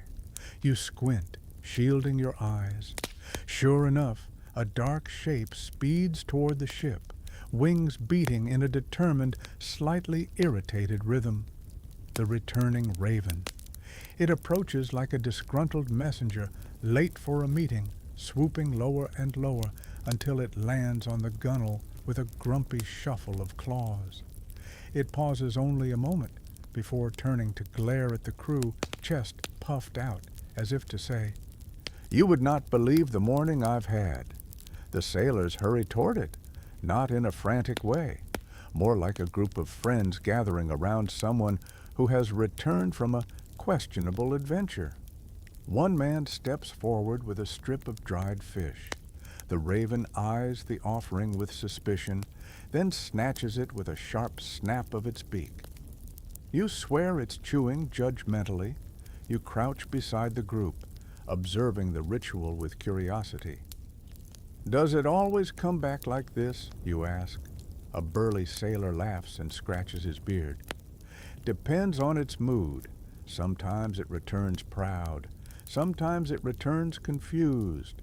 Sometimes," he gestures vaguely, "sometimes it returns like this." The raven croaks loudly at the exact moment, as if proving a point. Joke number 1, delivered by nature. The group forms a half circle around the bird, each sailor evaluating its posture, its feathers, its general vibe. This isn't random curiosity, it's an unspoken method, mainstream historical fact. When a raven returned, Vikings studied everything about its behavior to decide their next steps. A bird that came back swiftly and aimlessly, probably nothing ahead. A bird that flew far but returned reluctantly. Maybe land, but distant. A bird behaving like it lost an argument with the wind. Interpret as needed. Today's raven looks both insulted and tired, like it undertook reconnaissance only to conclude nature was being uncooperative. One sailor leans forward, hands on his knees. Look at the way it sits. Means it saw something. Far off, maybe, but something. Another sailor snorts. Or it means it got blown around and decided to quit early. He crosses his arms. Historians still argue whether ravens truly sensed land or just wandered randomly. The first sailor frowns at him, and historians argue too much. The raven croaks again, louder this time, hopping toward the captain with the unmistakable air of a creature delivering feedback. The captain kneels calmly and murmurs something low. The bird tilts its head, listening, then fluffs its feathers dramatically, turning a quarter circle to offer its other side, as if posing for more attentive evaluation. You stifle a laugh. Is it showing off? Always, a sailor whispers, this one remembers everything. A quirky tidbit you've heard before flickers into your mind. Some Vikings believed certain ravens remembered shorelines they had seen seasons prior. They claimed that birds could follow old scents or even recall patterns of wind near familiar coasts. Whether or not that's true, this raven certainly looks like it has opinions on cartography. A second sailor steps forward with a small bowl of water. The raven dips its beak once, then turns its head and studies the horizon with deep concentration, as if reliving its scouting flight in real time. It taps the gunwale twice with its beak. The crew leans in, suddenly serious. What does that mean? You whisper. The sailor closest to you shrugs. Depends on who you ask. He gestures at a nearby crewman. Ask him. He thinks 2 taps means land to the west. Then he gestures at another. He thinks it means feed the raven again. You watch the bird lift its wings and stretch, then relax. It's an oddly graceful motion, almost ceremonial. The captain nods once as though receiving a message only he understands. He rises and gives a few quiet instructions. The helmsman adjusts the ship's heading by a small degree, just enough for you to notice. You blink. We're trusting the taps? Always, a sailor says with confidence that borders on reckless optimism. The raven, apparently satisfied with its influence on the course, hops back into a sailor's arms and is carried to a fresh cage lined with dry cloth. The bird settles in, ruffling its feathers once before tucking its beak beneath its wing in a dramatic do not disturb gesture. You smile. Doesn't it want to fly again? A nearby sailor shrugs. It'll go when it feels like it. His voice drops to a whisper. Sometimes it just needs praise. You glance back as the raven shifts slightly, lifting one wing as though acknowledging the compliment. Joke number 2.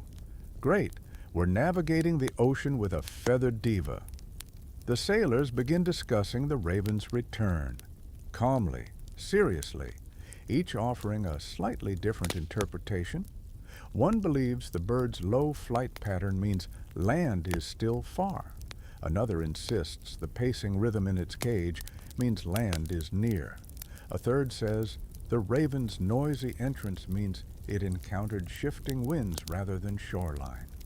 The debates pile into the cold air, layered like overlapping waves. What strikes you isn't the variety of opinions. It's the way they're all considered valid. Instincts matter here. Patterns matter. Experience matters. And yes, even a bird's mood matters.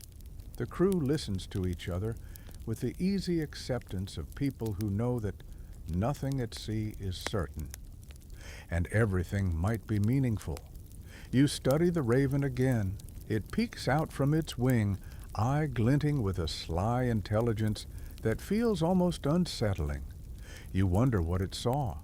Icebergs, distant currents, the white arc of land somewhere too faint for human eyes. A sailor nudges your elbow. You'll see, the raven's telling us something.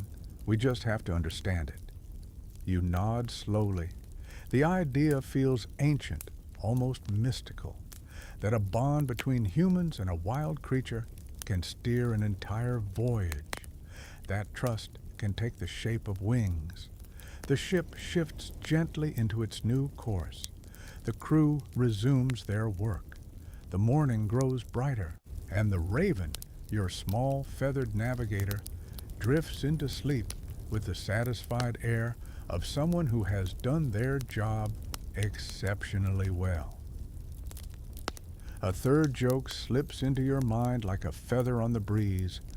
Honestly, at this point, the raven deserves a corner office, and deep inside, beneath the cold and the mystery of the open sea, you understand why the Vikings trusted them, because sometimes direction doesn't shout.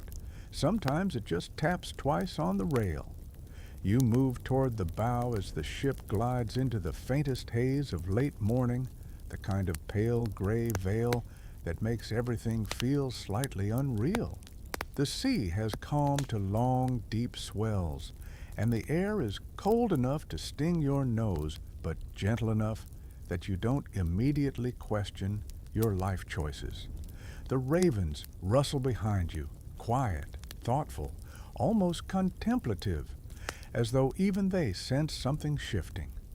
The crew seems to feel it too. They move differently now, slower, quieter, with that focused tension of people waiting for the world to reveal a secret. You rest your hands on the cold railing.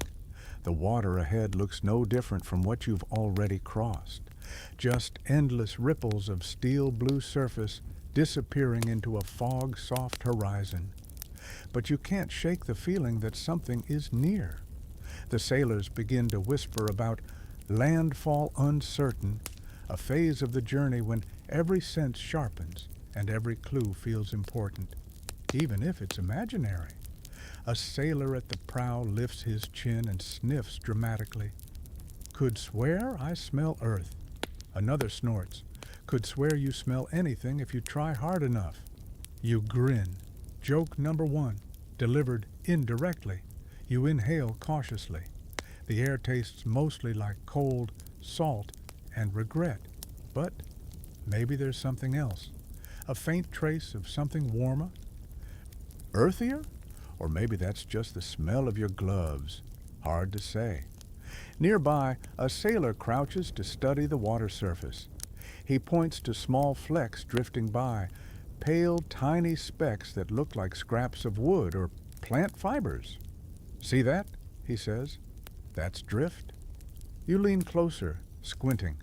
The pieces bump gently against the hull, carried by currents. Mainstream historical fact. Vikings paid close attention to driftwood, seaweed, and floating debris. Certain coastal plants often break off and float far out to sea, hinting at land nearby. A Viking sailor could recognize the species, the density, even the color, and judge how close the plant's origin was. But the quirky tidbit. Some sailors believed that tiny insects sometimes rode the drift, and that if you saw a beetle on the water, land was definitely near.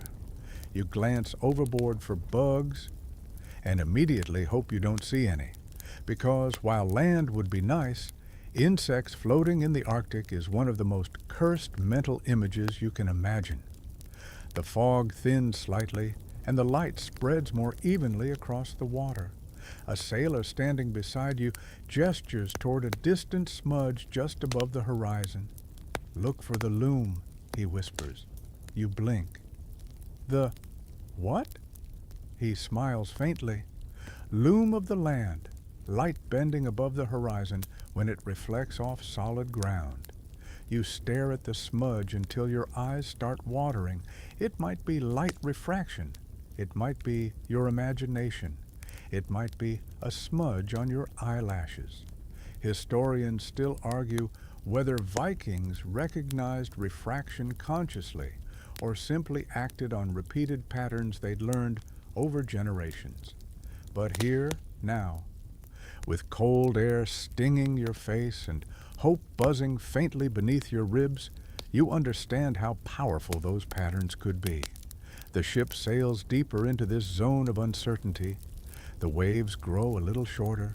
The wind shifts from sharp to oddly warm. A sailor lifts his hand to the breeze, letting it brush across his palm. "Feels different," he murmurs. "Feels like land isn't far." You try it too. You hold your hand out and let the wind slide across your skin. It's subtler than you expected.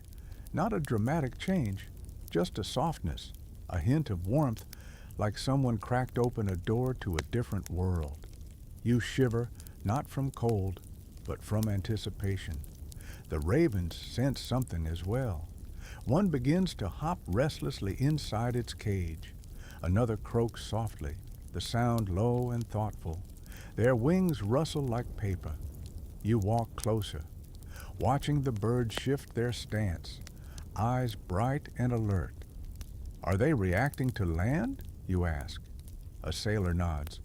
"Or to wind, or to the smell of something ahead, or to nothing." He shrugs, smiling with the ease of someone comfortable with uncertainty. Either way, it means we pay attention. The ship continues forward. You feel your heartbeat sink with the slow rise and fall of the waves. Everything feels suspended, like the world is holding its breath with you. A faint scent reaches your nose again. This time, you're sure it isn't your gloves. It's subtle, like wet soil warming under weak sunlight. Another sailor lifts his face and inhales deeply. "There," he says. "You smell it too." You nod, almost afraid to confirm it out loud in case it disappears like a dream. A low murmur ripples through the crew. Some gather near the bow, leaning forward as though the extra inches of height might reveal something beyond the horizon. One man whispers, "At this time of year, drift follows the current close to shore." Another says, "The swell's getting shallow."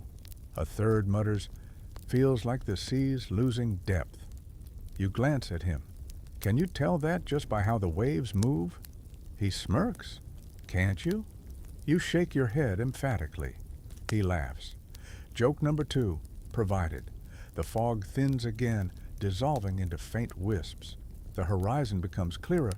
You scan it intensely, searching for any change, any shape, any line, any color shift.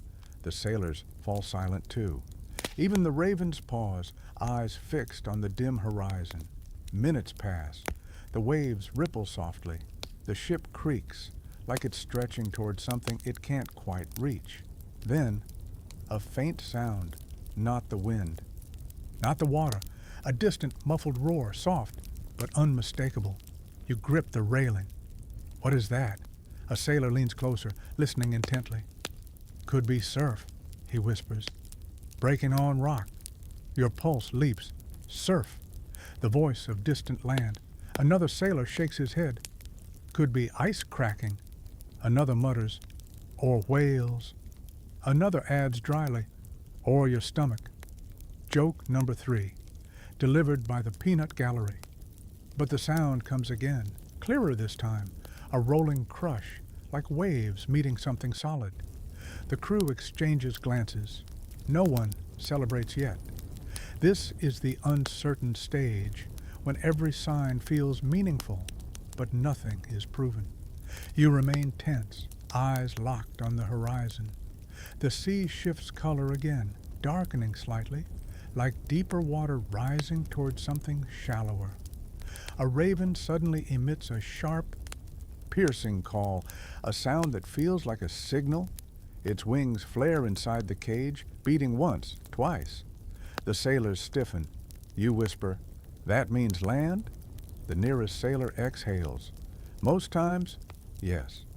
You hold your breath. The sea swells gently beneath you. The sound of surf grows louder. And even though you can't see land yet, you feel the world tilting toward it, pulling you forward one breath at a time. Something is near, very near.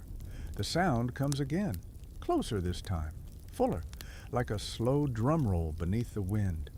A muffled crash, hush, crash that rises and falls with a rhythm older than any voyage. You lean forward, fingers tightening around the cold railing, as if that alone will help bring the horizon into focus. The sailors around you shift toward the bow, drawn by the same instinct, the same electric pull of possibility. No cheering, no loud celebration, just silent, collective hope, like everyone is afraid to scare the moment away. The fog thins further, peeling back in delicate wisps until the horizon sharpens into a faint gray line. You blink, breath shallow, searching for anything, any shape that doesn't belong to the sea.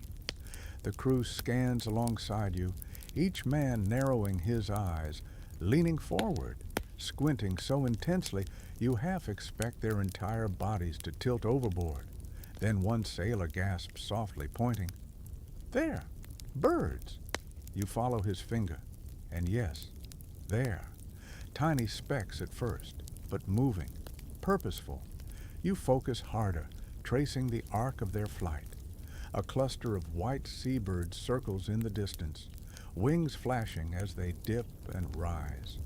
A mainstream historical fact floats into your thoughts. Vikings watch seabirds closely. Certain species, especially those that nest on cliffs or coastal rocks, rarely stray far from land. Spotting them this high up, this active, often meant shores were close. The crew murmurs, voices brushing the cold air like soft threads. Someone whispers, "Gulls." Someone else replies, "Too many for open water." Another just nods, eyes shining faintly. Even the ravens in their cages shift upright, alert. The ship keeps its steady course, cutting through the water with growing purpose. Waves grow slightly choppier, not dangerous, just different, as though shaping themselves around unseen contours beneath the surface. A sailor leans low over the edge, watching how the water curls. "Feels like shallow drift," he murmurs. "Feels right." Your heart thuds against your ribs. You don't see the land yet. But the world around you is changing in ways too subtle to ignore. A soft thump sounds behind you as a raven hops inside its cage, turning toward the bow with a sharp, focused stare. You crouch beside it. "You see something?" you whisper, absurdly expecting a verbal answer. The raven taps the wicker with its beak, then lifts its wings in a restless half flap. Its feathers bristle with a sort of anxious energy. A sailor kneels next to you. They smell the cliffs, or the soil, or something. He shrugs. "Ravens know things?" You smile faintly. "Better than most people I know." Joke number one. The fog reaches a breaking point, lifting in long, slow strips. And then, finally, you see it. Not clearly, not confidently, but unmistakably. A darker line rising just above the horizon. A shape where there had been only gray. A shadow that does not move with the waves. You blink hard, breath catching. It's distant, low, barely there, but it is land. A ripple of emotion moves through the crew, not loud, but palpable. Shoulders relax, eyes widen. Someone murmurs a thanks to the gods under their breath. Another pats the raven's cage with reverent sincerity. The sailors shift into practiced efficiency. The sail is adjusted. Oars are lifted into ready positions. The ship leans into its new purpose, every plank creaking with anticipation. You stand a little taller, as if gravity itself has changed now that your destination has a face, even if only a vague shadow for now. The seabirds multiply overhead, their calls echoing across the water like small, triumphant heralds. They dive and rise, sweeping toward the unseen shoreline. The sailors nod at the flock's increasing density. "They're going home," one says. "Means we're close." Another points to floating debris drifting past the hull, larger pieces now, strips of bark, a bit of dried seaweed that clings together in a knot. "Driftwood," he says, "from land." You kneel to examine one piece as it bumps the hull. The wood feels soft at the edges, worn from water but fresh enough to smell faintly of pine. That's when you realize the scent in the air, earthy, green, warm, is unmistakable now. The scent of land. Your chest expands with a deep breath you didn't know you'd been holding. It smells like possibility, like safety, like stories finally unfolding into truth. A sailor taps your shoulder, pointing toward a pale streak in the sky above the dark horizon. "See that?" he asks. "Cloud shadow. It forms differently over cliffs." You watch as a thin band of cloud curves upward, caught by warm air rising from land masses. Another mainstream indicator, another confirmation, another clue that fits the mosaic. The ravens rustle more intensely, wings brushing wicker. One gives a low croak, deep, decisive. The captain gestures toward the cages, and a sailor nods, loosening the rope on one. You step closer, watching as the lid opens. The raven hesitates only a moment before launching into the air with unmistakable confidence. It flies straight toward the dark shape, not circling, not wavering, straight. The sailors cheer quietly, not loudly, not wildly, but with the quiet pride of people who trust what they see and what they've learned. You watch the bird glide forward, its wings slicing the cold air like it's drawing a line from the ship to shore. A sailor beside you smirks. If that bird had a trumpet, it'd be blowing it now. Joke number 2. The ship moves faster, the air shifting from icy to merely cold, the scent of soil and distant vegetation growing stronger. You feel tension melting from your shoulders, replaced with a warm flutter of relief and anticipation. Land means safety, shelter, fire, warmth, food, or at least fewer opportunities to fall into icy water. Another sailor points ahead as the shoreline begins to form into a clearer shape. What was once a faint smudge becomes a dark ridge, then the suggestion of cliffs, then contours of rock catching the low sun. A third joke slips in, soft but pleased. About time. My toes were beginning to forget what land feels like. As the longship presses onward, the crew steady and hopeful, you feel the journey reaching its pivot point. The methods that brought you here, birds, ice, sky, wind, have woven themselves into the fabric of this moment, and the land, rising now with unmistakable certainty, marks the reward for trusting them. Soon you'll reach it. Soon the earth will meet your feet again. But for now, as the final stretch unfolds before you, you simply stand at the bow, breathe deeply, and watch the shadow grow into a shoreline. The shoreline rises slowly, like a secret the world is finally willing to share. You stand at the bow as the longship glides forward, each wave nudging it closer to the dark fringe of land ahead. The cliffs sharpen into definition, jagged strokes of stone outlined against a pale winter sky.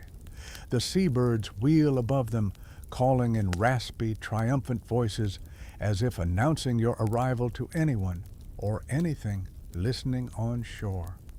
The wind shifts again, softer now, almost warm in contrast to the icy breath you've carried across the open sea. It brushes your cheeks with the faintest hint of soil and moss, a scent so subtle but so unmistakably land that your heart gives a tiny, grateful flutter.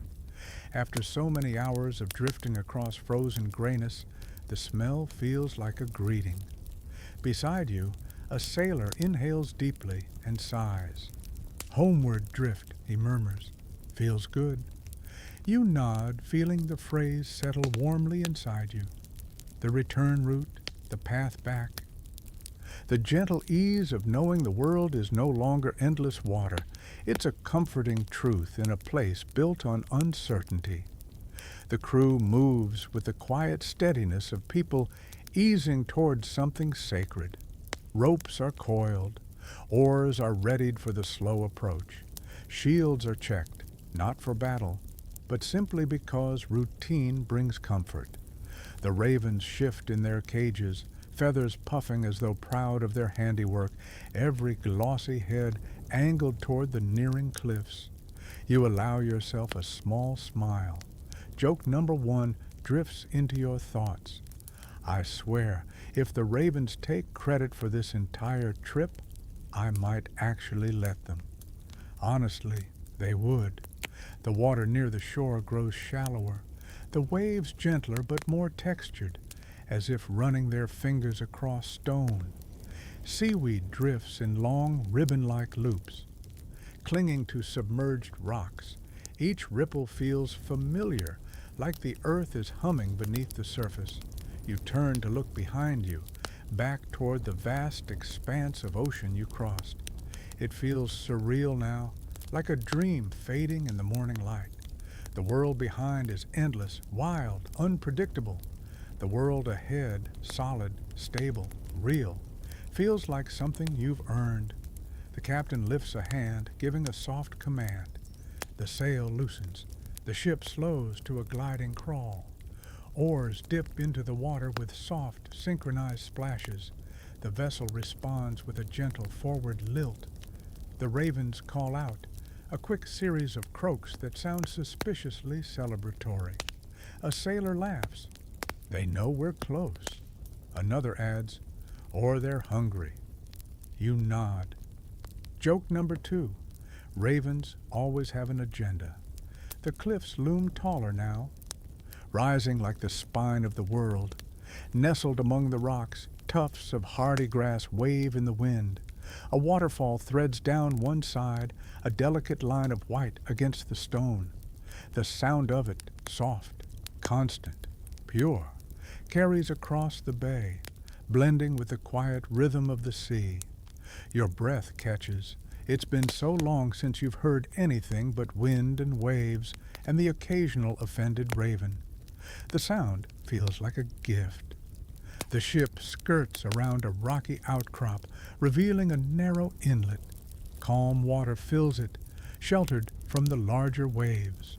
The captain points toward the opening, and the crew steers you in smoothly. The water here is glass-like, reflecting the cliffs and sky in a trembling mirror. A raven flaps inside its cage, wings brushing wicker. The sailor beside you lifts the lid. The bird hops to the edge, glances at the captain, and then leaps into the air with a crisp snap of its wings. It arcs over the inlet and lands confidently on a rocky ledge, as if declaring the area safe. The sailors exchange proud glances. You shake your head fondly. "Show off," you whisper.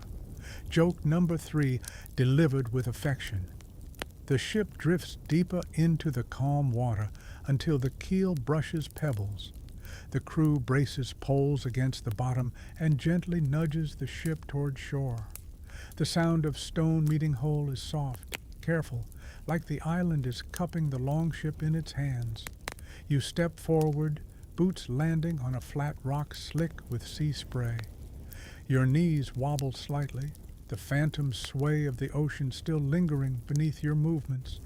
The air here feels heavier, richer, filled with scents of earth, wet stone, and growing things. You take another step. The ground is solid, real, safe. Behind you, the crew unloads gear, the ravens stretching their wings one by one. Some take tentative flights around the inlet, circling back with triumphant calls. Others perch on high rocks, surveying the landscape like tiny self-appointed rulers. You exhale slowly, letting the tension of the journey melt from your shoulders. For the first time in what feels like forever, your feet aren't shifting with the tide. They're grounded. The captain steps up beside you. "Good voyage," he says simply. You nod. It was.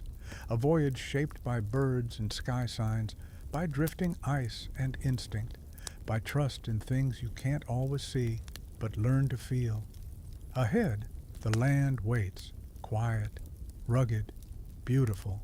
And behind, the longship rests in the calm water, ready for the journey home.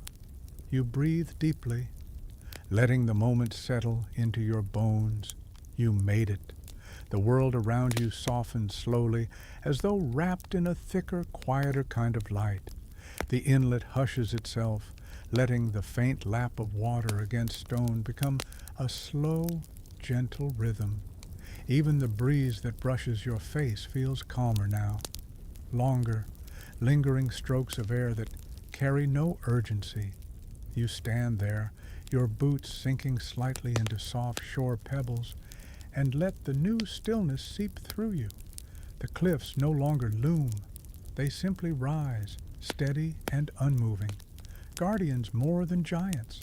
Their rough lines blur a little as your eyes relax, allowing everything to take on a softer shape. The ravens, once so sharp and restless, settle into their chosen perches, wings tucked, feathers smooth, their silhouettes small and peaceful against the fading sky. Even they seem quieter, as if the land itself has told them it's time to rest. The longship behind you creaks gently, a wooden sigh settling into the evening air. Its journey, like yours, has eased into calm. You can almost feel the warmth of a fire that has not yet been lit, the promise of shelter that waits just a little farther inland. Your muscles soften, your breath slows. The last traces of the cold are pushed back by a heavier, sweeter comfort that settles across your skin like a blanket. Each sound grows rounder, the whisper of grass brushing stone, the faint flutter of a raven shifting, the hush of water smoothing itself into stillness. You let your eyelids drift lower, the world dimming to a softer glow. And as everything settles, the sea, the wind, the sky, even your own thoughts, you feel that deep, quiet certainty that you've come safely to shore.